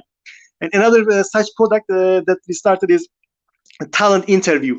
So again, Huawei, in Huawei Turkey, every year we recruit more than 100 people, sometimes to 200 people, since we are still growing. So the recruitment process is very time consuming, is very challenging with all the technical interviews and everything. So we developed this platform to basically streamline our recruitment process, especially on the technical interview part. So now we developed this platform which makes it easier for us and also for the candidates to go through the technical interview process. So we use it for the automatic testing of the technical capability to our candidates.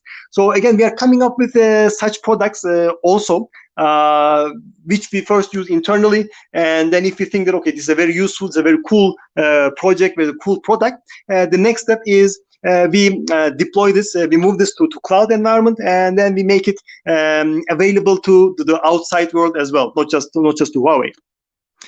Okay, so we can go to the next part. Okay, and the next one is again, as I mentioned at the beginning, I want to spend a couple more minutes on the HMS part, the Huawei Mobile Services part, because this is maybe one of the most strategical projects of Huawei these days. Why? Because I mean, most of you might have heard about the trade war between the US and China and all its let's say reflections on Huawei. Now Huawei is not able to access some technology, some hardware and software from US, and of course it has made it difficult for Huawei. But with that, I mean, Huawei is also coming up with its own platform, its own ecosystems, and Huawei Mobile Services is a part of this. So, of course, previously, Huawei was using Google's GMS, Google Mobile Systems, and basically deploying its application on top of it. But now with that option being blocked right now. Huawei has been investing very heavily on its own mobile services. Actually, this work started years ago. It didn't start overnight. But with the complications with US, it really sped up a lot. And Turkey is now the biggest overseas center for Huawei mobile services development. So we established a very big team in Turkey in the last year, in less than a year actually, where we have maybe roughly 200 people focusing on this domain. So here we have different groups actually focusing on a little bit different things. So on one hand, we have a group of developers focusing on the core development. So these guys are doing, let's say they're developing the different modules, different layers, different kits, the user kits of this product. So this is the core development. And with that, we have another large group of people that we named the developer advocates. So these guys are very familiar with this Huawei system. They're very familiar with HMS. They're very familiar with Android development in general. So those guys are working very closely with our partners. And with our partners, not just in Turkey, but also in Europe, North America, and South America. So we work very closely with these guys, and we help them to basically port their applications to the Huawei platform, and we enable their applications on our platform as well. So basically, they have their applications running on maybe iOS for Google, and also on Huawei systems as well. And as the third part, we also have a very extensive test team. And of course, these guys need to make sure that once an application is ported to Huawei's mobile services, it has to work seamlessly. So we cannot tolerate any fault there. So we have also this big test team who is really working in a very detailed fashion to make sure that everything is working seamlessly. So again, this HMS is maybe one of the most critical and most strategical projects we have in the Turkey R&D Center right now. Next slide, please. Okay. Excuse me. Yeah. Petal Search is Huawei's search engine. So this search engine is mostly destined for the mobile usage. So it's a mobile search engine. Again, it's Huawei's product, but also in the overseas, Turkey R&D Center has the biggest responsibility in this search engine, because we are responsible for the performance of multiple languages. And of course, the main language we are responsible for is the Turkish language. Because when it comes to search engine, of course, it's actually quite complex. So you search something, but you can use the different languages in your search. You can have some typos, some other problems, and then the search engine needs to understand your intent, needs to do this search, and needs to give you a list of options in a very short amount of time, which are really relevant to what you're looking for. So in the background, actually, it's a complex process. Without proper understanding of the language, the performance of your search engine is bound to be limited. I mean, there's no way around it. So again, if you apply just some generic standard methods, general standard, let's say, language processing methods to have your search engine working, then your performance would be limited at best. You wouldn't be able to catch the Googles and the Yandex and so forth. So what we are doing right now is we are focusing on languages, especially Turkish language, to make sure it meets the best performance standards. So we have a number of researchers who are specialized on natural language processing, or AI specialists, who is tackling this problem. What they're doing is they're working on this from different aspects. Like when there's a Turkish search, they do the intent analysis. So what is this person trying to search? They do the word segmentation. They do the error correction. So they do all those steps of natural language processing. And then, of course, they have to do all this processing in a very limited amount of time, because we also have to make sure that the user experience is not badly affected.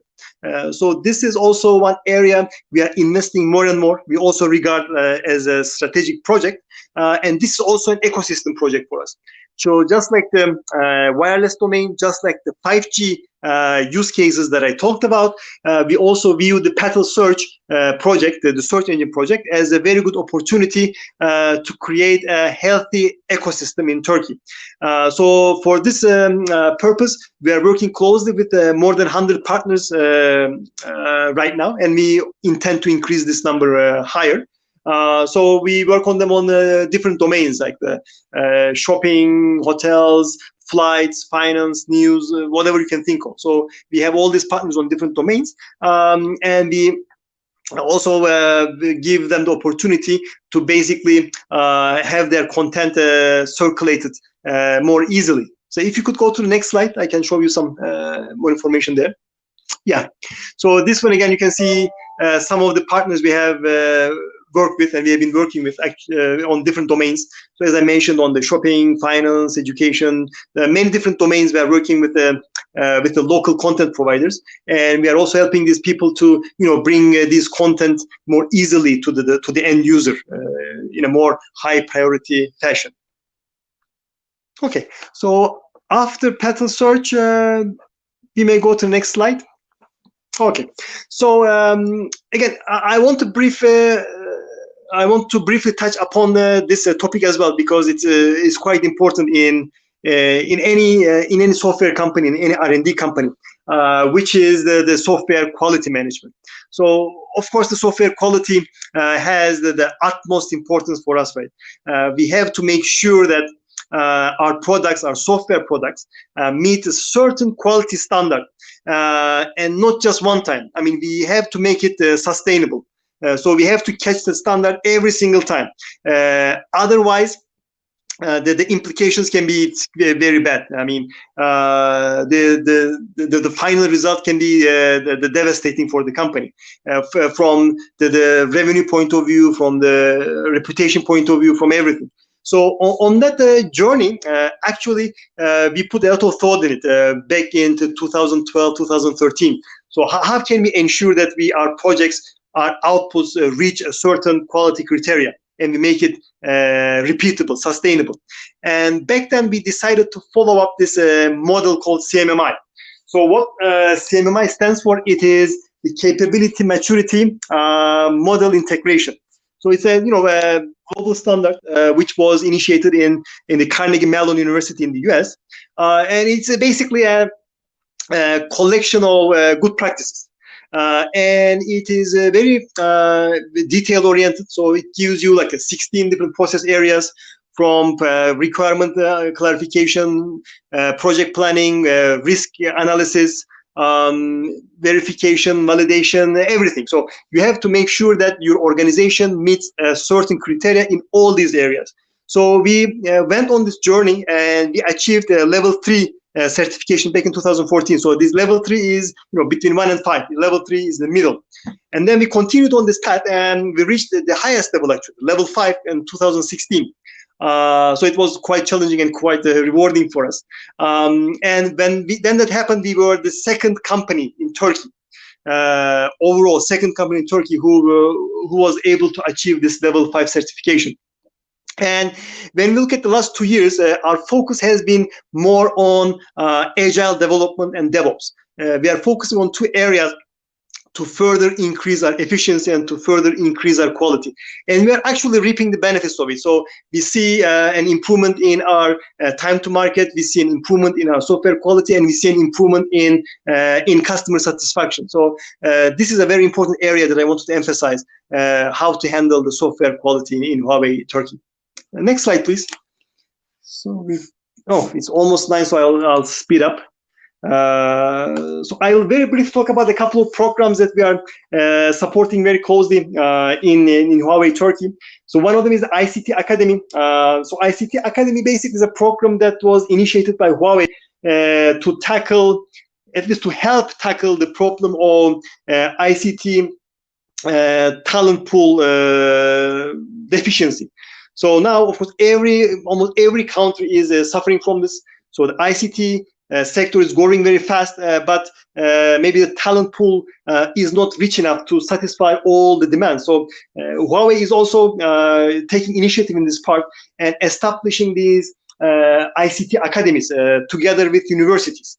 So Huawei has identified 10, 11 areas like the AI, IoT, 5G, like networking. So those hot topics where the demand is very high, Huawei is collaborating with universities to establish some certification programs. So Huawei is coming up with some courses, course content, course definition, the certification system. Huawei is also helping universities with the lab equipment, lab setup, and everything. And the academies are just providing the environment, providing the professors, the academicians, the supporting the students, and the students are taking these courses, taking the certifications, and they're making themselves more knowledgeable about the sectors, and they're also making themselves more marketable in this particular area. So it is a win-win scenario for both the company, for both universities, and for the students who participate in this program. And this program started in Turkey about 1 year ago, and already we have 11 universities that we are cooperating with in this domain. So we have the next slide. Okay. Okay, this is still about the ICT Academy. So as I mentioned, now we have nearly 1,000 academies around the world that we're working with, 11 of them being in Turkey. We have more than 1,200 academicians, certified instructors, and we have had more than 45,000 students who already took part in this program and who already received Huawei certificates on those domains that I mentioned. And then I have one more slide to cover. Last slide, please. Okay. Okay. Oh, super. Okay.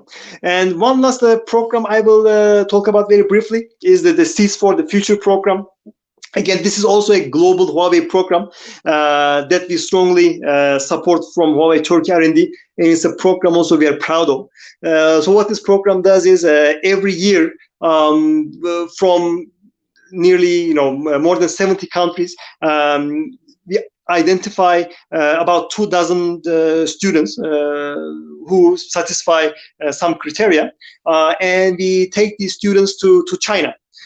Basically, they go to China, they spend a couple of weeks in China, they go through some technical workshops, they go through some trainings, they do some sightseeing, so they get to know the technology, they get to know the company, they get to know the Chinese and Eastern culture, and it's a very, very rewarding experience for the people who are involved in this program. So they return back to Turkey with very valuable experiences and very good memories. But unfortunately, this year we had to do this online because of the pandemic situation. But in the following years, again, we plan to continue this program and continue sending our students to China to participate.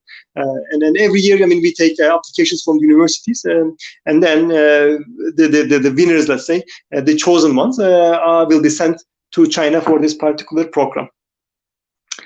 Okay, I think this is the last slide in my slide deck, right?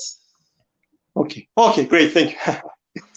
Okay, so maybe it was a little bit quick. I tried to summarize as fast as I could, but in a Turkey R&D, what we have been doing so far, what we are focusing on, what we intend to focus on in the future, so where the technology is going to, and how we are trying to adjust ourselves in Huawei Turkey, and what kind of opportunities also exist in Huawei Turkey for the bright students like yourself that you can consider in the future. So again, maybe you can think that in the future, Huawei maybe is the right place for me to work. So every year we also recruit tens of fresh graduates from all over Turkey. So we will continue to do this in the next year as well. And even in the pandemic, actually, our size kept increasing. So we continued recruitment even during pandemic, and our size increased in the last months. So we have maybe tens of people who has never seen the Huawei building. So they start working remotely. They're still working remotely, but we were able to integrate them into our system through the tools like this. So we'll continue recruitment. We'll continue recruitment next year from different universities, and we will always keep our doors open to again the bright students like the people who has joined this program tonight. Okay, thank you. That's all from me. So if there are any questions, I know it's already 9 p.m., but I'm here. So if you have any questions, I'll be glad to answer. Yes, we can get questions quickly. There were questions while you are doing your presentation. One question is from Recep. Can you say Huawei will be the leader communication community in the future? Because we can see Huawei is making new stuffs, he asks.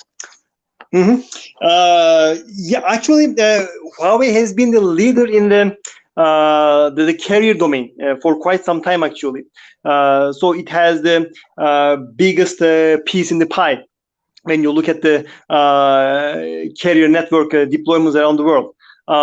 So it has maybe nearly 40% of the market in that domain. So Huawei is already the leader in that particular domain, and is also trying to leverage its dominance on the 3G and 4G infrastructure business into the 5G. And it's also using this by utilizing its resource capability. So again, we have been talking about 5G maybe for the last year or two, right? But when you look at it from the Huawei side, Huawei has been putting thousands of researchers into this domain for more than 10 years. And Huawei has the most number of patents in this domain also. And maybe the famous story with Professor Arıkan and the polar codes, right? Huawei started working with the esteemed Professor Arıkan like 10 years ago after he published his paper on polar codes when nobody was aware of it. So in the background, the company has been investing a lot. So it has been forward thinking in this respect. So because of that, it is very well positioned to maintain its lead on the 5G front. So that's one part, and on the other part, which is more visible to us, is the consumer domain. So also on the consumer domain, in the last few years, Huawei made a very big leap. Even surprised me because, like I know I owned the Huawei phone maybe 6-7 years ago. It wasn't that good, but then every year they come up with something much better. And now they're also like among the elite in that domain also. And even it was last quarter or 2 quarters ago, it even surpassed Samsung in the number of phones sold in the world. So even it's up there in the consumer domain also. But of course, I think it's inevitable that the recent conflicts with the US will have some impact on the company. So again, US is doing its best to kind of slow down China's and Huawei's, let's say, growth in this domain, and just control its growth. So maybe it will slow down Huawei's expansion in the 5G domain. Also, maybe on the consumer domain, it may slow it down. But I think with the research capability, the company is still well positioned to lead in these 2 particular domains, the carrier network, 5G and beyond. So again, while we're talking 5G, it was also asked in the previous talk about the 6G. So now I know that there are many people in Huawei who are focusing on 6G. So even 5G is deployed, in many places. Now the company is researching into 6G. So with this mindset, I think the company will continue to lead in the ICT domain. Thank you for answers. We are out of time, so we should end our session. Thank you for joining us today. Thank you, guys. It was very enjoyable for me also. I wish we hadn't lost those first 10 minutes because of the technical glitch. But just like Mr. Sarako, I'm also open to any kind of questions offline. I think you can just search for me from LinkedIn, or you can just send also email to my Huawei account. It's just boran.demirciler@huawei.com. So if you have any questions, anything you want to clarify, just don't hesitate. Just shoot me an email. Just ask me. So I will try my best to answer you offline as well. Again, thank you for joining us. Good evening. Mr. Thank you. Demir. My pleasure. Good evening. See you. Bye-bye. We will be back in a short break with our third session. See you in our third session.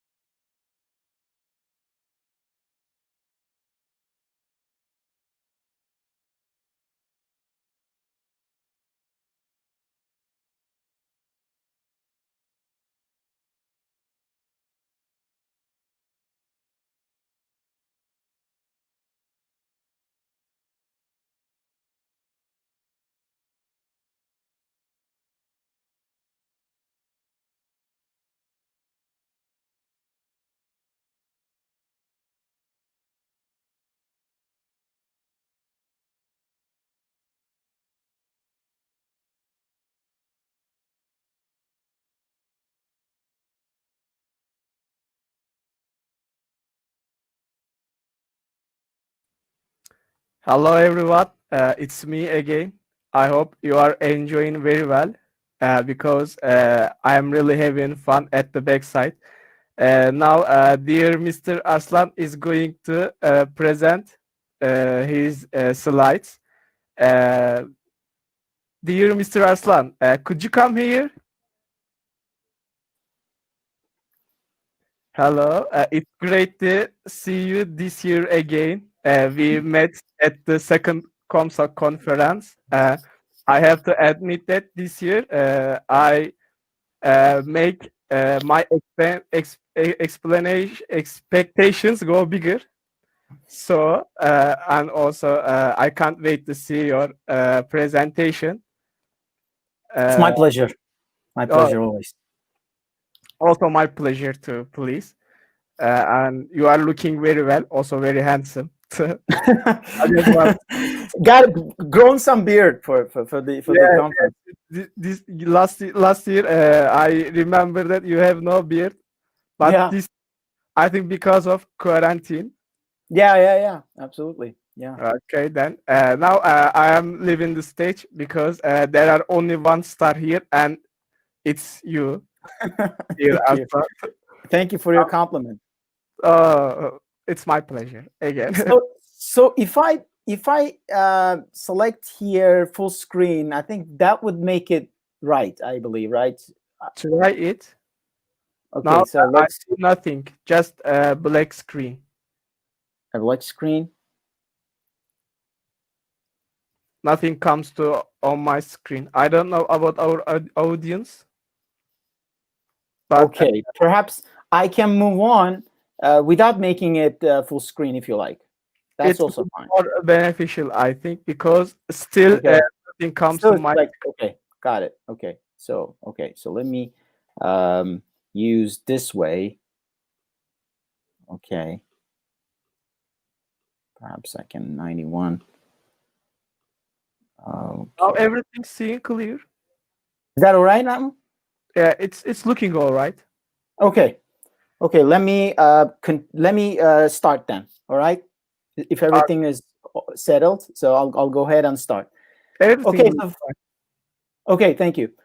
So let me start off. So today's subject is quantum communications. I'll talk a little bit about basics. Put forward some of the challenges of quantum communication and some of the state of the art. Okay. So first of all, I'd like to talk about a little bit about myself, what I'm doing. I got my BS from Electrical and Electronics Engineering Department, Boston University in 2006, and got my PhD from ECE, California, University of California, San Diego, 2012. And got some postgraduate experience, Merle, Quantum Corporation and IBM, mostly focused on, Merle was focused on machine learning, but Quantum Corporation, IBM was focused on storage, data storage. So I got this back and forth. I go, data communication sometimes and then go back. For example, my PhD was based on mostly data communications. And then I go back and forth. Well, if you think about it, data storage and data communications are kind of the same thing. But one of them is, about space and the other is about time. I got some patent applications and some of the granted patents from US Patent Office. I've been volunteering for IEEE for some time. I'm an active member of Data Storage Technical Committee. Student competition, by the way, I urge you guys to apply because participation from Turkey was very, very low. Particularly 2 years ago, there has been no applications from Turkey. This year we got 2 or 3. So it's kind of on the progress, I guess. So I've been doing some track chair volunteering efforts at the ICC and Globcom, and being some editorship positions in some of the journals. So my interest is focused on any science area where the data storage and communication is applicable. So there are lots of projects that I've been working on. If you want to see, if you want to be, get involved yourself with one of these projects, I'll be more than happy to talk about that to you. So it includes distributed systems, 5G networks, coding, storage, data storage, computation, particularly theory, information theory, for instance, and some neuroscience. So this is me, and today's menu consists of some physics. Unfortunately, I wish that we didn't have lots of physics in it, but quantum actually comes from the quantum mechanics. So I should talk a little bit about quantum mechanics before talk about some interesting things going on in the physical domain, which we actually utilize in the communication domain to create interesting applications. So it includes quantum networks. I'll basically present some motivations for quantum networks, some of the building blocks of quantum networks. I'll talk about two important protocols that actually enables quantum communications to be a reality, called superdense coding and teleportation, which actually uses entanglement as the core concept. And then I'll move on to do some introduction, if I may, to quantum communications. I'll talk about entanglement distribution, which is also still being, subject to research, and mention about some of the state of the art, where we are, and questions. Okay, so let me quickly move on to quantum mechanics. Well, quantum mechanics is kind of counterintuitive physics. By the way, I actually set out my slides to be non-technical. I knew that I'm going to be talking to students, so that's why I tried to arrange myself to make sure that it's not too technical, so that I can create question marks in the minds of the young people like yourself, so that we can instigate or initiate, let's say, the question sessions, which probably we will not be able to answer all the questions right now, but hopefully after the presentation, you may email me or you may ask me anytime you like about all these questions. So my job is to create questions in your minds, okay? So as I said, quantum mechanics, unfortunately, is counterintuitive physics. Unlike Newtonian physics, and it happens at the atomic scale. Things are discrete, and particles behave as if they know. We make observations of them, okay? So it involves particle physics, experimentation, intuition. It actually includes a lot of things. So I actually, included all of them. But as I said, some people find it very intuitive. Some people find it very non-intuitive. But even the Nobel Prize winners, like Feynman, they thought that quantum mechanics is counterintuitive and it's hard to understand. So that being said, let's just talk about the weird notation we have. Yeah, this is Keck notation and Brown notation, which is constantly being used by the community who does research on quantum mechanics. These are all due to someone called Dirac. By the way, quantum mechanics is easy compared to quantum electrodynamics, for instance, because it uses linear algebra as a building block. And it involves some simple equations like Schrödinger's equation, which defines how the particles move on over time. There's been a lot of simplifications, by the way, in the quantum mechanics.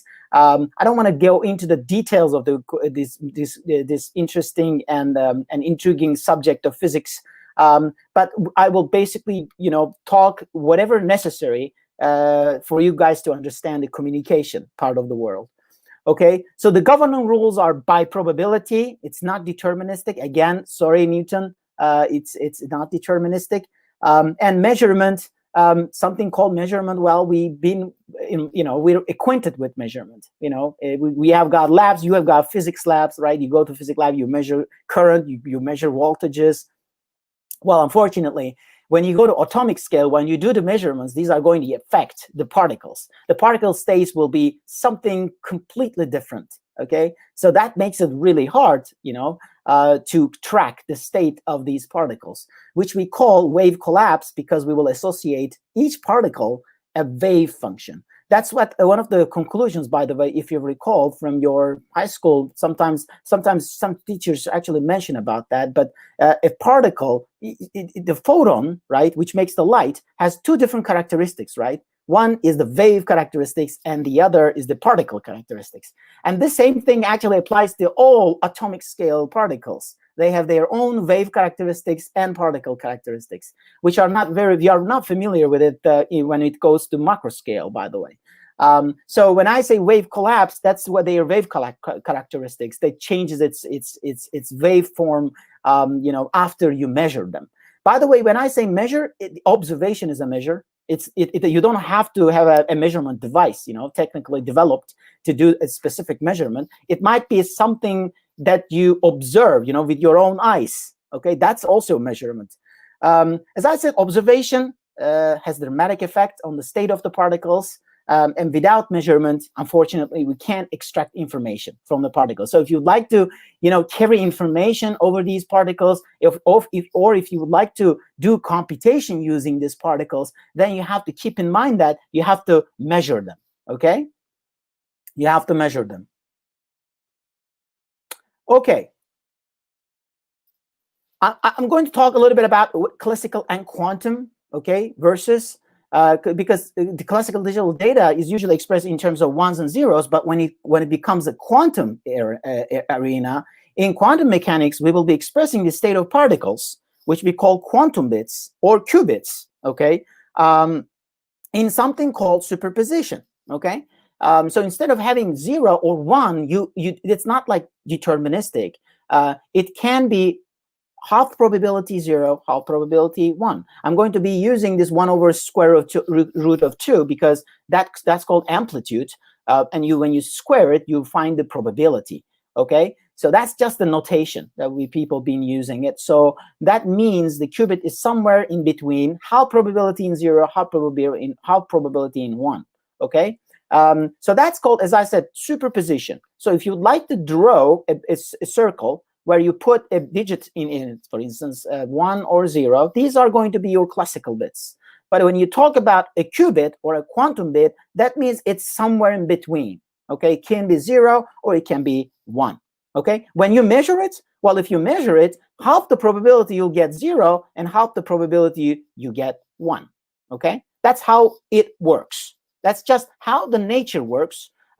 Instead of asking, for example, why these atomic particles behave like that, instead of asking that question, I think we should ask why the macro scale works the way it works, okay, according to Newtonian laws, for instance.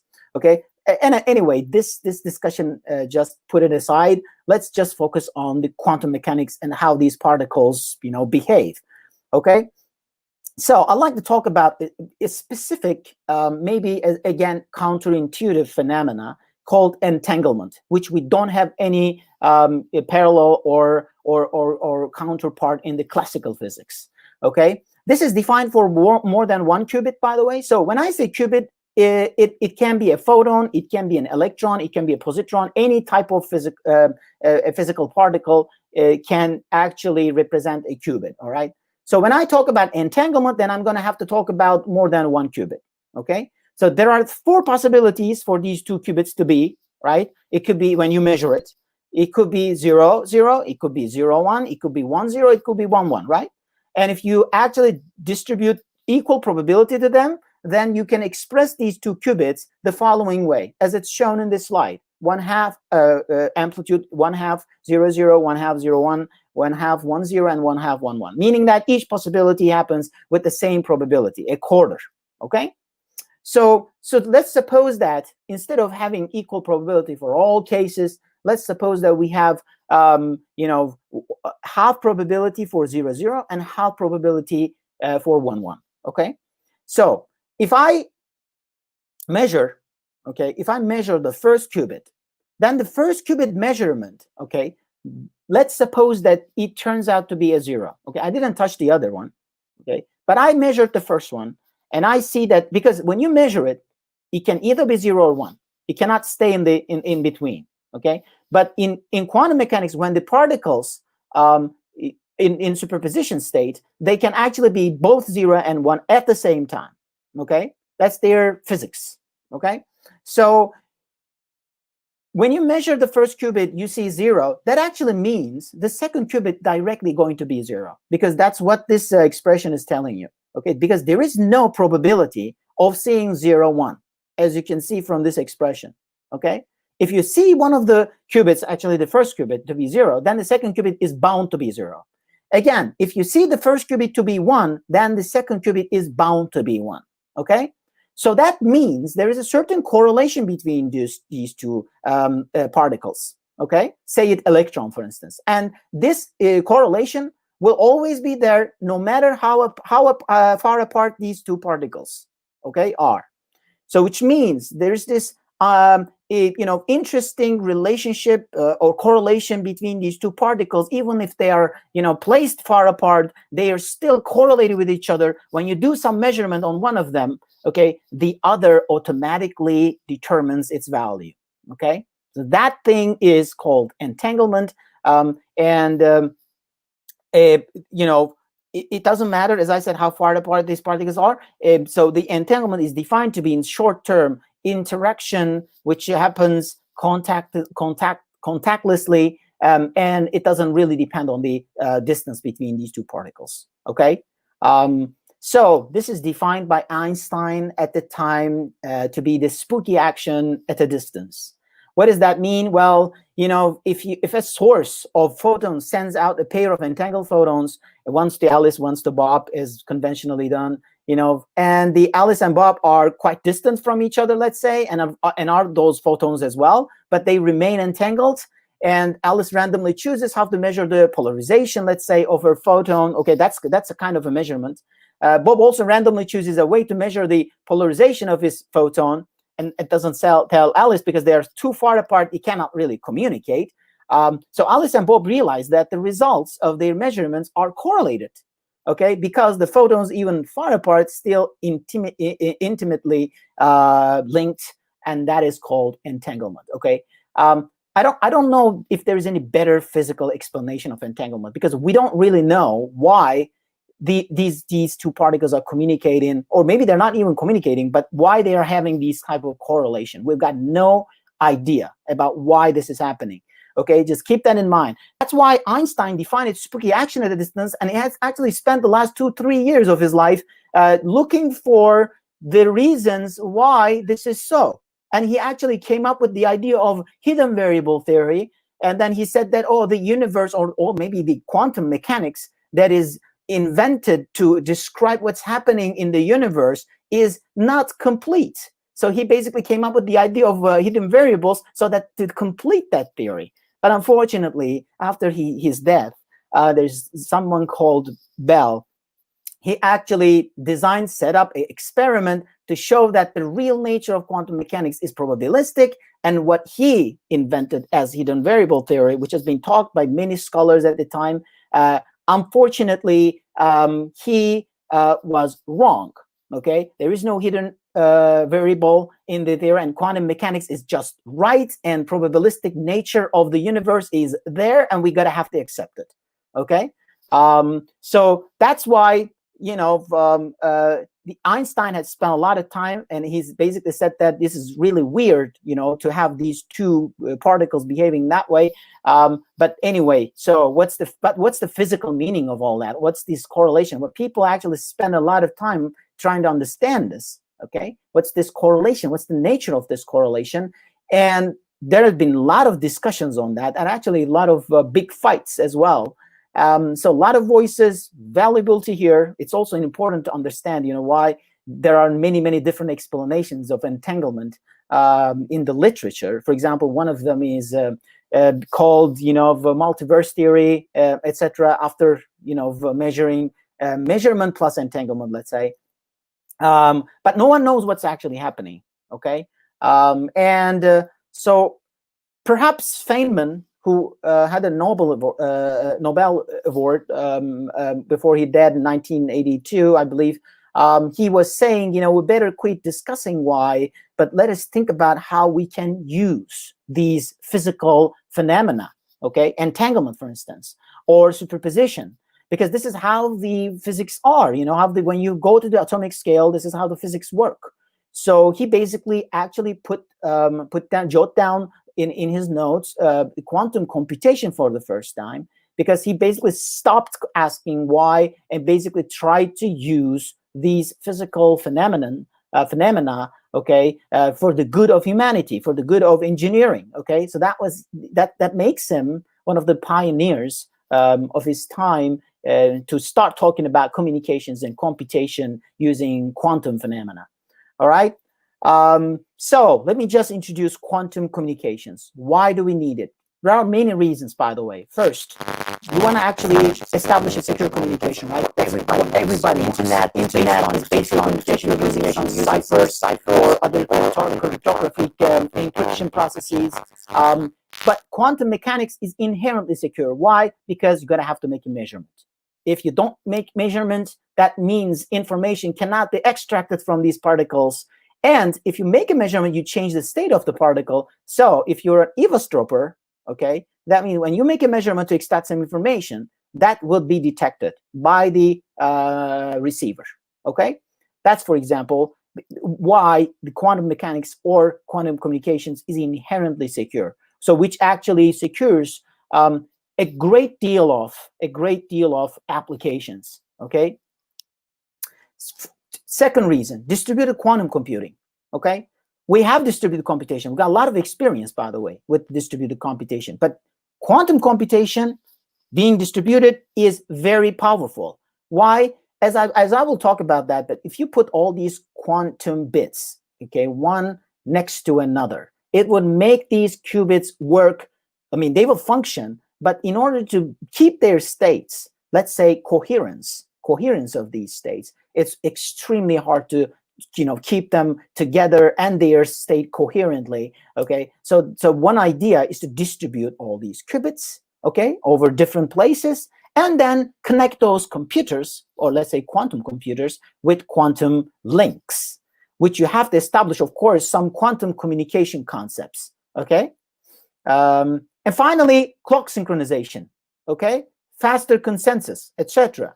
So I can also talk about that later on. But one thing that we need to keep in mind that we have to reuse the available infrastructure. Most obvious choice is fiber optic channels, okay? Because it's already available. All these fibers are already being established, on the ocean, and it's all around us. Maybe not specifically connecting to our computer, but it's all around us. So maybe we can just send photons as particles to initiate some kind of quantum communications. Okay, there are certainly advantages of using photons. For example, they're fast, they provide low BER, bit error rate, and high SNR. What's the quantum advantage on that? Well, low decoherence, because photons can actually travel a long distance without being decoherent. Okay, but on the other hand, if you use other particles like positron or, for example, electrons, their coherence, unfortunately, cannot be kept for very long distances. So it's a very advantageous side of the light, so that can be used for quantum communication. How about in vacuum? Well, vacuum, of course, is better compared to a fiber optic channel. Because it does not really, for no good reason, there's not going to be any interaction with the environment. So these particles can stay as they are without interacting with the other particles, so which will actually keep their coherence for a certain amount of time. Okay, so let me talk a little bit about the motivation about quantum communications. As I said, many communication tasks for which quantum resources will offer a quantitative advantage over the classical counterpart. Okay, for example, applications include key distribution without a trusted party. For instance, if you'd like to communicate from A to B, you need some keys, and most of the time there is a trusted party which distributes those keys to these individuals before they start their communication. So key distribution without a trusted party is not possible in classical communications, but it is in quantum communications. And there are protocols for that. For example, if you're interested, I can just guide you to BB84, which is the simplest one, and there's an Eckart protocol. Those protocols actually they allow you to communicate. Before you communicate, you have to have secret keys, but those secret keys are going to be decided by you and your receiver without any third party involvement. So that's one of the, for example, great examples to the applications of quantum communication. So clock synchronization, baseline telescopes, anonymous transmission of both quantum and classical data, Agreement and network agreement and consensus algorithms, they're all, part of this quantum communication era. And if you would like to do the consensus, for example, compared to classical communications, in quantum communications, it will allow you to decrease the number of rounds before consensus is established. Okay. So consider quantum computation to be on the cloud initially. Quantum data can only be transferred through quantum communication links. So that actually necessitates a communication link to exist, even before we start communicating quantum data. So components of the quantum communication include quantum nodes, qubit storage, repeaters, which I'll talk about a little bit about that, quantum, as well as classical links. Okay. So putting a lot of qubits, as I said just a while ago, inside a single quantum device is not scalable. Okay, qubits, they affect each other, start becoming decoherent, and there are a lot of challenges for controlling, interconnecting, and preserving the qubits. So it gets harder and harder and harder as the number of qubits increases. So we'd like to connect multiple qubit devices to increase the interconnected qubits to over hundreds and thousands. So if you'd like to know, for example, how many qubits do we need, for instance, to beat a classical computer, okay, or let's say supercomputer, okay? Well, you need to at least have 6 to the 70 qubits to be able to beat a supercomputer on specific problems of our generation, okay? So to do that, you have to pack all these 70 qubits into a single computer. That's going to make it really hard to keep their coherence, intact, which is a very challenging problem to do. But with the distributed quantum computing, with these quantum links, it might be possible, at least not too far time ahead. Okay, so that's might be a better strategy to approach to the quantum supremacy. Okay. So with quantum internet, this builds a virtual quantum machine, and rules are no longer classical, as you might guess. And so that creates a new paradigm of distributed computing. So there's a picture on the bottom of this slide, basically telling you the classical message bits can be communicated over classical communications, and they can also be communicated for quantum communications, as we shall see for several protocols that make quantum communication possible, super dense coding, for instance, and the quantum key distribution. And quantum messages cannot be sent over classical computation.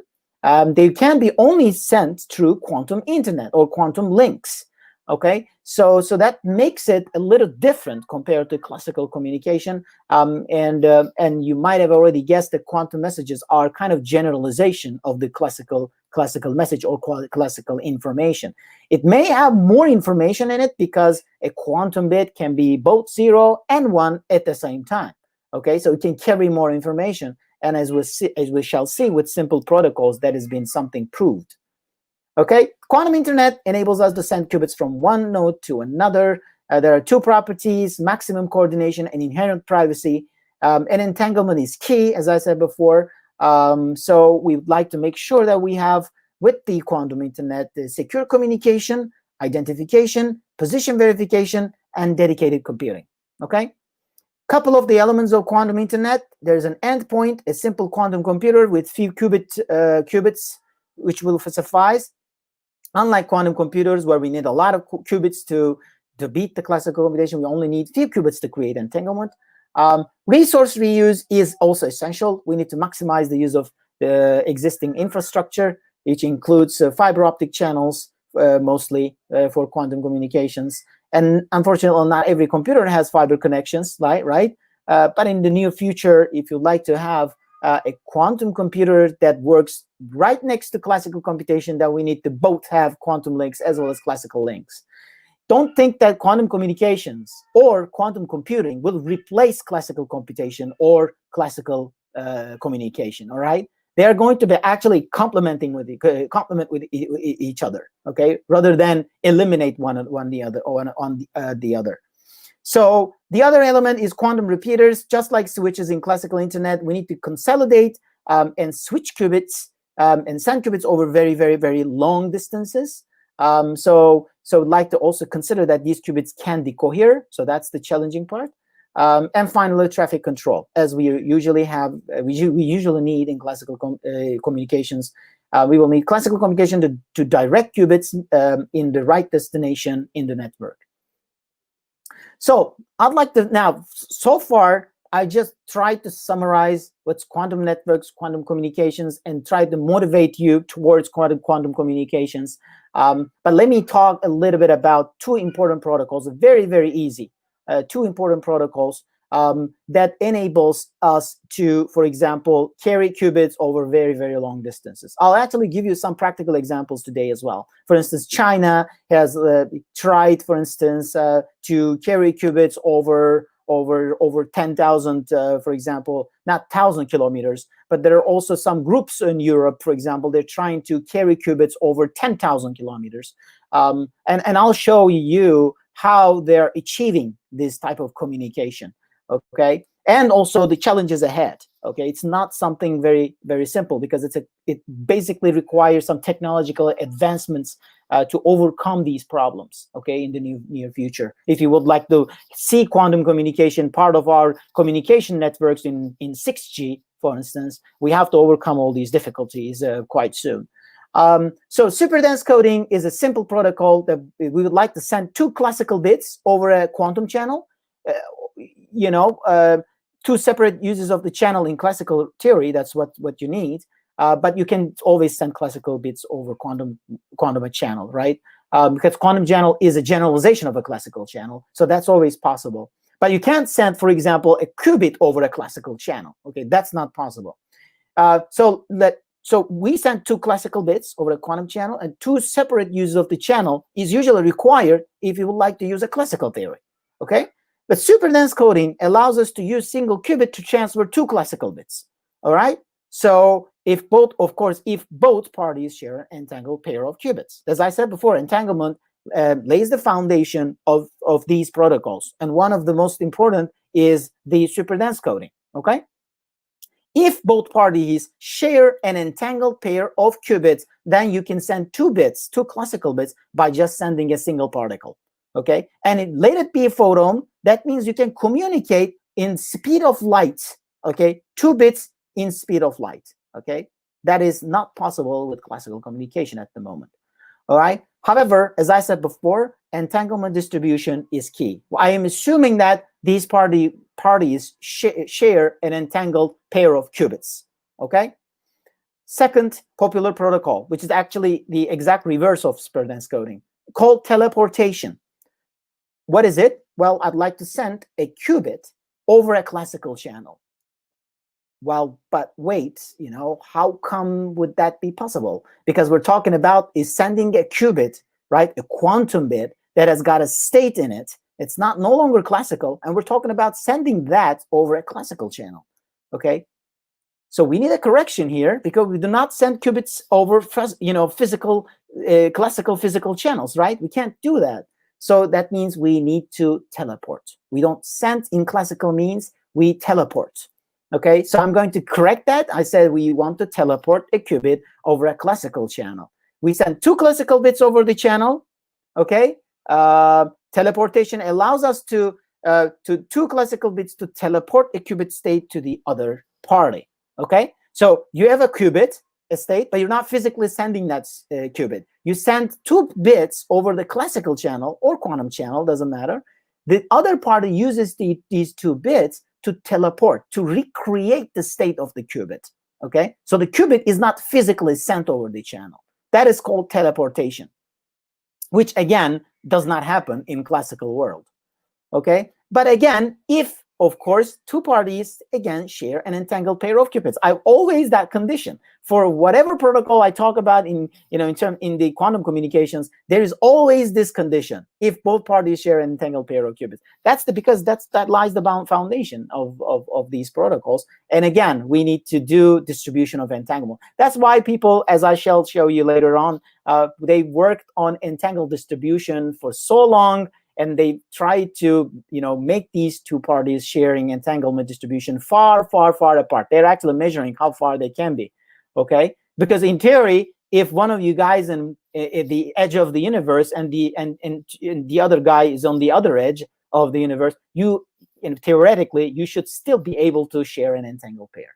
So that means you can start, communication with the speed of light, not more than speed of light, but speed of light is still the limit because you're still sending some classical bits, over the vacuum. Okay. All right, so here is two most protocols in just single picture. There's EPR pair. Don't worry about it. It just is an entangled pair. Okay, so there's a sender, there's a receiver. With the teleportation, you send 2 classical bits over the channel to regenerate a 1 qubit. I'm just repeating because these two, protocols are very, very important. And on the other hand, in the super dense coding, you send on just a single qubit. Okay. And the receiver gets, 2 bits, 2 classical bits, okay, with the speed of light.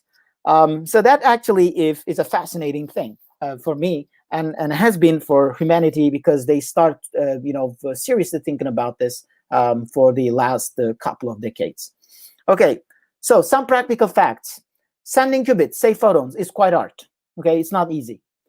Easy to lose coherence because there is something called coherence. It's not classical bits. If you'd like to send classical bits, it's no problem because we've got established infrastructure. We know how to modulate. We know how to map to the symbols. We also know how to do the generate electromagnetic waves that will go over the air or vacuum. Doesn't matter what frequency we should be using. We were all familiar with all that, right?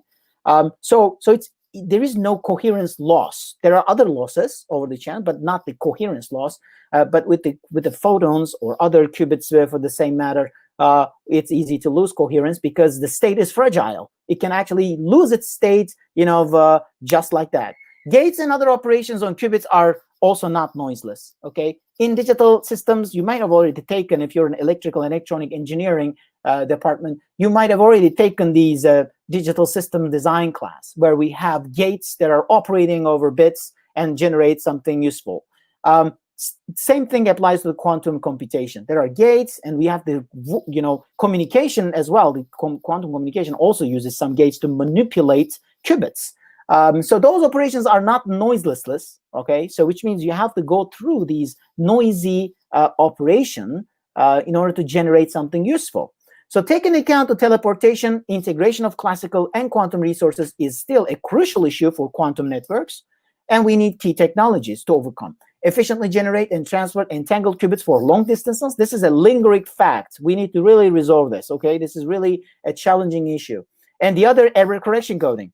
We already are familiar with error correction coding in classical theory, but we need to do it, not just bit flips, because bit flip is what's happening with the classical communication, but in the quantum arena, we also have other types of errors, like phase shift errors, okay? Because qubits are no longer a classical information, okay? It has got a certain amplitude, there's a certain phase with it. It's a wave, remember that it's a wave. So which means there might be some phase shift problems with if you'd like to, recover the accurate state of the particle, then that means you need to fix the bit flips as well as phase flips or phase shifts. Okay, so you can see the difference between the classical communication. So the global consensus, for example, use photons. This is usually what people do with respect to quantum communication. They prefer to use photons at the moment, as they can store coherence over long periods of time, and also far away. Even if you send it over, for example, 100 meters, 500 meters, it's easy to see, easy to keep the coherence. And I'll show you some practical, some research done recently. How far the photon can be kept coherent. Okay, so we usually encode information on light when the quantum communication is concerned. And vertical, horizontal polarization directions can be used to encode 0 and 1, for instance, and also somewhere in between, as you know, the superposition. So there is this mode of using light to create something called, as I said, qubit. Coherent and squeeze states is another, for example, way to send continuous quantum information, not just the discrete, but continuous. That's another alternative way.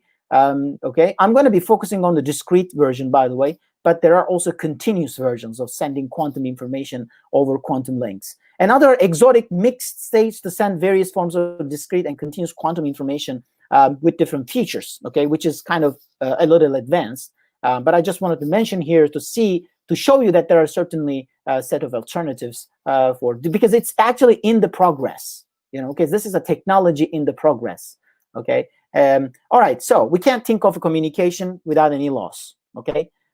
Which means that, for example, if you think about photons, a light being sent over the vacuum, or these fiber optic channels, there might be scattering, absorption, beam spreading, and noisy gates. There's all going to be adding up all these problems to the communication process. So loss leads to erasures, or bit flips, or phase flips, or continuous type of noises. For example, lowering the SNR, or amplitude damping, etc., etc. Okay. How far can we go? Okay, that's one of the biggest questions. Well, optical fiber allows around 400 kilometers. Okay. Well, unfortunately, there are some side notes we should add to that research finding. For example, going from 100 kilometers to 300 kilometers and the 400 kilometers, we observe that there's going to be increased attenuation. Okay, it starts 42 dB, for example, to 70 dB, up to 70 dB attenuation. Okay, time to transfer also decreases dramatically. Okay, for example, for 100 kilometers, you got like 15 minutes. But for 400 kilometers, the information to send, okay, it takes you a day. Okay, and transfer date drops also. For example, for 100 kilometers, you can actually send 5 kilobit per second, but for 400 kilometers, it's going to be 1 bit per second, actually a little less than that. Okay, so that is not acceptable communication rate, unfortunately. Okay, this is actually one of the state of the art. Maybe a couple of years ago, they actually experimented with light, and they actually came up with these ideas. These papers are not too old, guys. It's like 2018 or 19. Okay, so in free space, Chinese had done some experiments with their satellite and 2 different locations on Earth. They came up with 1,200 kilometers. Okay, still some loss of entanglement, but much better results. Okay, this kind of actually marks where we are in terms of sending photons or light, okay, over vacuum or fiber optic channels, and this is how far we go. Okay, because this paper actually dates back to 2019. Okay, so with that being said, you can see where we are in terms of how far we can transfer quantum information, like a qubit, for example, without much change on the accuracy of the state. Okay, I'd like to extend quantum communications over long distances. That's one of the problems, actually one of the major problems of quantum communication. And there's an idea called quantum repeaters. As I said before, there are a couple of building blocks of quantum communication, and quantum repeaters is one of them. In classical communication, it is typical that signals lose strength and they are amplified through relaying. So there's an original signal and there's going to be attenuated signal. So if you are seeing some signal attenuated, what are you going to do? You probably filter the noise a little bit and then you're going to amplify it, right? So there are relays actually on the way that going to kind of amplify the signal and then maybe put filter out some of the distortions as well as some noise as well. So it's going to clear out some of the signal parts, and it will amplify it and then resend it to the destination, right? So this is how the classical computation works. How about communication, quantum links, so quantum communication links? Well, in this case, we have, of course, entangled qubits that connect the repeater. There's a repeater right in the middle that kind of will work as a relay, but it's not exactly a relay, okay? So we're going to be connecting parties A and B together with using these quantum entangled qubits, and to make sure that A and B share pair of entangled pair of qubits. Okay, without entanglement, we can't really run any protocol. So, but repeater has. So what we do actually, while getting the entangled qubits to A and B, entanglement is going to be hurt, by the way. But what we do is we're going to actually have lots of entanglement, okay, between the repeater and nodes A and B, okay, because we're going to be losing some entanglement, okay. So which means initially we have entangled qubits in the repeater and B, but A and B do not share anything, okay. Just keep in mind that only the repeater has qubits sharing with A and B. Okay, so what are they going to do? They're going to go through something called entanglement swapping. Okay, this is nothing but a teleportation. Okay, so think about, for example, the qubits on the first row. Okay, what repeater does actually nothing but just teleport this qubit right here. I'm not sure if you can see my pointer. Okay, but I'm trying to point to that qubit that I'd like to teleport this state of this qubit to this qubit. All right. So if I can do that using teleportation, because I have got entangled qubits between repeater and B, so I can do it by just sending 2 bits to B. Okay, so I can actually entangle this qubit right here with the qubit in B.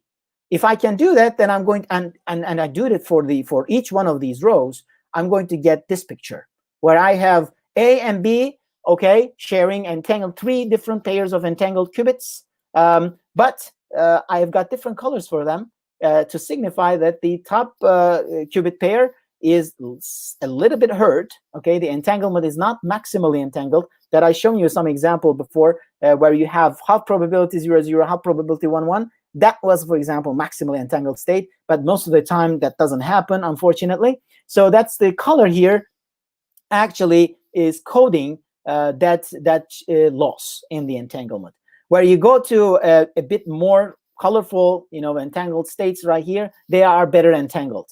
So what we do is we go through some purification process to clear out some of the worst entangled pairs, and then continue with the best entangled pairs. Okay, so now I have A and B sharing 2 qubits rather than 3, but they are very well entangled, so that I can run those protocols over these 2 points A and B using some classical channel. Okay, but since I've got entangled pairs, I can run those protocols, quantum protocols. Okay, for example, quantum key distribution.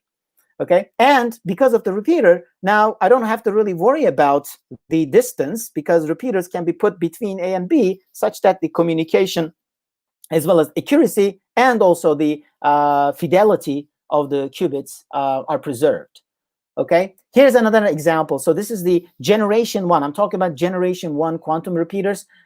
We have swapping, and then it's something called purification process called distillation. And then we have got another swapping, and then another distillation. So I'll show you a kind of an animation, how this thing works. For example, I'd like to, these 2 red nodes, let's say, these yellow links, by the way, are bunch of entangled qubits. You can think of these yellow links as being a bunch of entangled qubits. So we got 2 red dots on this picture, as you can see, and they're trying to securely communicate, but they don't share entangled pairs or pairs. Okay, so what do they do? This is a quantum network, so they go through these swapping and distillation process.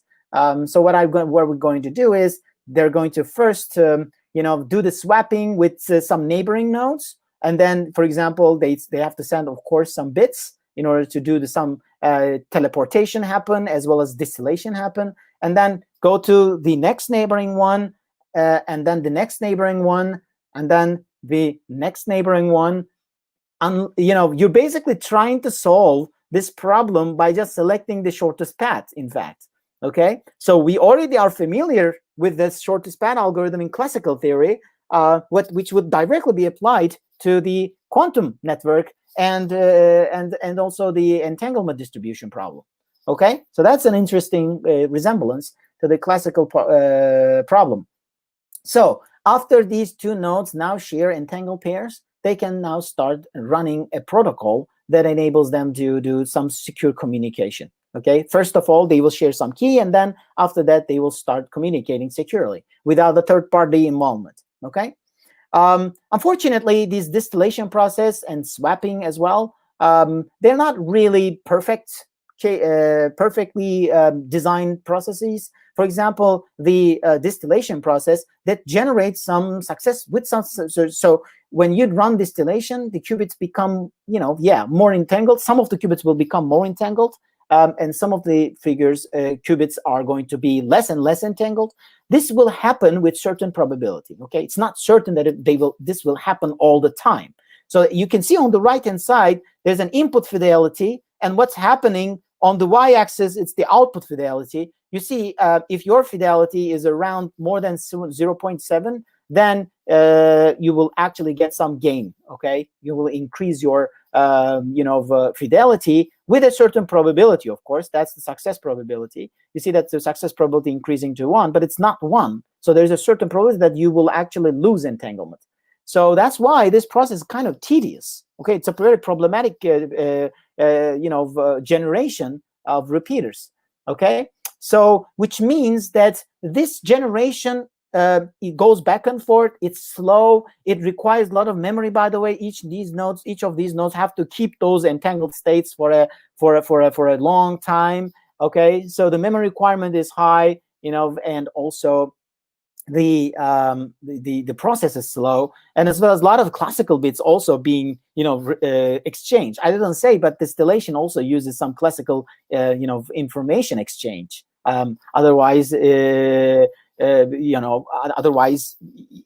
will actually make it much efficient, but because we're sending all these classical bits, it will actually create a lot of traffic over the classical network. Okay, so we'd like to extend the quantum repeaters. So there are two different other choices of generation 2 and generation 3. Generation 1, as I said, is about distribution of entanglement, as are the other generations. But alternative to quantum entanglement swapping and also distillation, called quantum error correction. So instead of actually doing swapping and distillation, we replace them with quantum error correction. In fact, generation 2, for example, replaces the distillation with quantum error correction, and generation 3, for example, replaces all of them, both technologies with quantum error correction. Okay, in generation 2, distillation is replaced with quantum error correction, as I said, and this makes a process a bit faster and reduces the memory requirement, because you don't have to really keep all these entangled qubits for a long time. And quantum error correction is kind of fragile, compared to the other two methods, distillation and distillation and swapping. But meaning that these quantum error correction modules, like the repeaters, they have to be placed a little closer to each other. Okay, unfortunately, because they're very, very fragile to the errors. Because what quantum error correction is basically adding redundancy. You add extra qubits. Okay, and I'm talking about physical qubits. To make up a logical qubit, so that logical qubit is going to be sent through the channel. When there are errors, those errors in the other physical qubits can be corrected by the ones that are received accurately or correctly by the receiver. Okay, so which means the logical qubits being sent over the channel, okay, having a lot of physical qubits in it, okay, so they can help each other, okay, when it's received by the receiver. However, as I said, because they are close to each other, their fragility is quite high, okay, to errors that are happening around them, okay, the environment, for instance.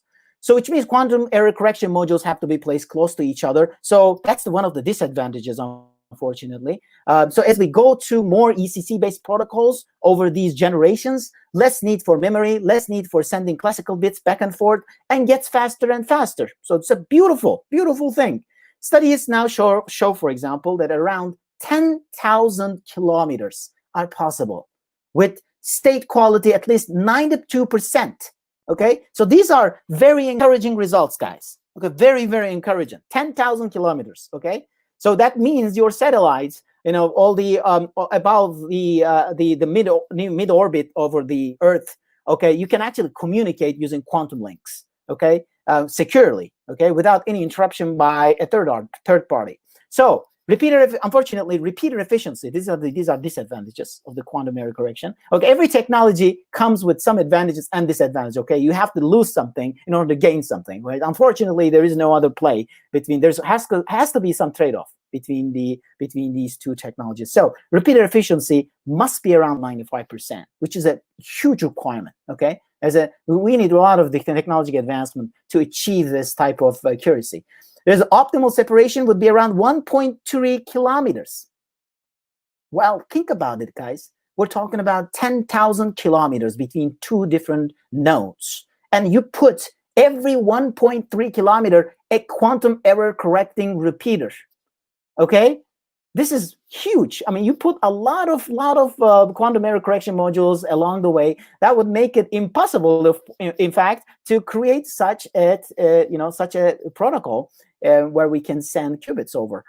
So lots of qubits. We have to use actually 100 to 700 qubits to make up one logical qubit to do the correction, and very hard to maintain the coherence. Okay, this is very recent, 2019. Okay, so it's very, very recent. It is encouraging, but there are lots of technological problems that we need to resolve. Okay, over the years. So I'm finishing up. Don't worry, guys. I know that I might have already. This is really late. Okay, I'm actually kind of also thirsty. Got to go downstairs, grab some tea.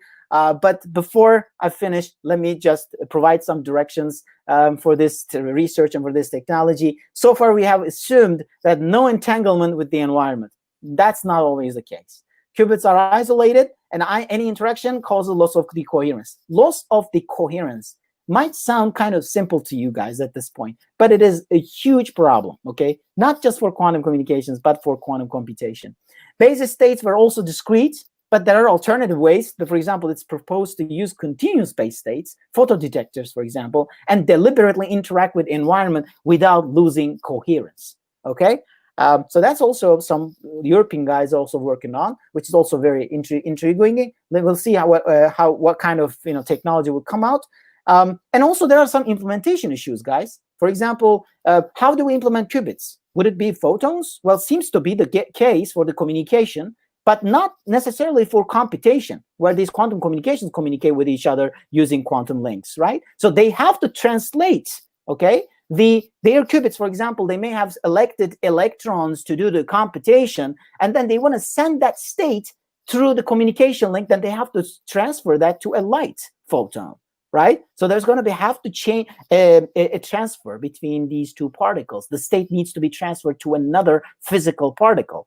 Okay, so how do we combine classical and quantum channels together? That's another one. How do we translate between quantum data and classical data? Transducers, which is also subject to some research. And also what to do to be in line with telecom infrastructure, which is maybe what Huawei Telecom, for instance, or other, for example, service providers might be thinking if they are to step on quantum communications in the near future, because they already have an infrastructure and they don't want to really invest into a new telecom infrastructure, right? Because that's going to be a lot of cost for them. So, for instance, repeaters. Take repeaters, for instance. It's not compatible with the telecom infrastructure, okay? Actually, there is no physical repeaters yet, okay? There are ideas out there, but there is no physical implementation at the moment. Anyway, so there are a lot of many technological problems are waiting to be resolved. I can talk all night long, okay? And you will fall asleep in front of the screen. So let me just stop here, okay? Thank you very much for spending time with you. An hour or so, maybe we spent. So things get fuzzy with quantum mechanics, but there are ways to utilize it. Okay, thank you. Thank you, Mr. Arslan, for your presentations. But I have to admit that it wasn't like a presentation at all. It was like a quantum communication course. It was awesome and with very cool knowledge. I want to say that it wasn't that hard for me to get understand that for the terms, because I'm a very big fan of the Big Bang Theory series. I watched it 3 times. This is why I can easily understand the terms. It was very enjoyable for me. Thank you for your link the logic concept in the nature. Is it really all about 1 and 0? Ask Umut Akti. Umut, fuzzy logic also used to model qubits. So there are lots of fuzzy logic-based, for example, implementations. As I said, qubit is a logical entity, okay? It's not physical, okay? Physical, it could be a particle. For example, ions can be used, superconducting materials can be used, photons can be used. But as I said before, fuzzy logic can also be used to model quantum qubits, for example, or quantum entities. So the answer, the short answer to your question is, it is used for quantum qubits to generate qubits. And in reality, as I said, the nature doesn't work with digital zeros and ones. That's what we understood from the quantum mechanics. So is it really all about 1 and 0? No, it's not about ones and zero. Okay, it's actually almost always it's between the ones and zeros. There's all these particles, they're always on the superposition position, and the ratio of and moreover, ratio of electrons being in entangled state compared to unentangled state is huge. Okay, so most of the electrons are actually entangled, most of them in the universe. That's also maybe a side information that may or may not make sense. Anyway, and I'm not sure if I'm answered the question right, but okay, I think it's clear answer. Here another one.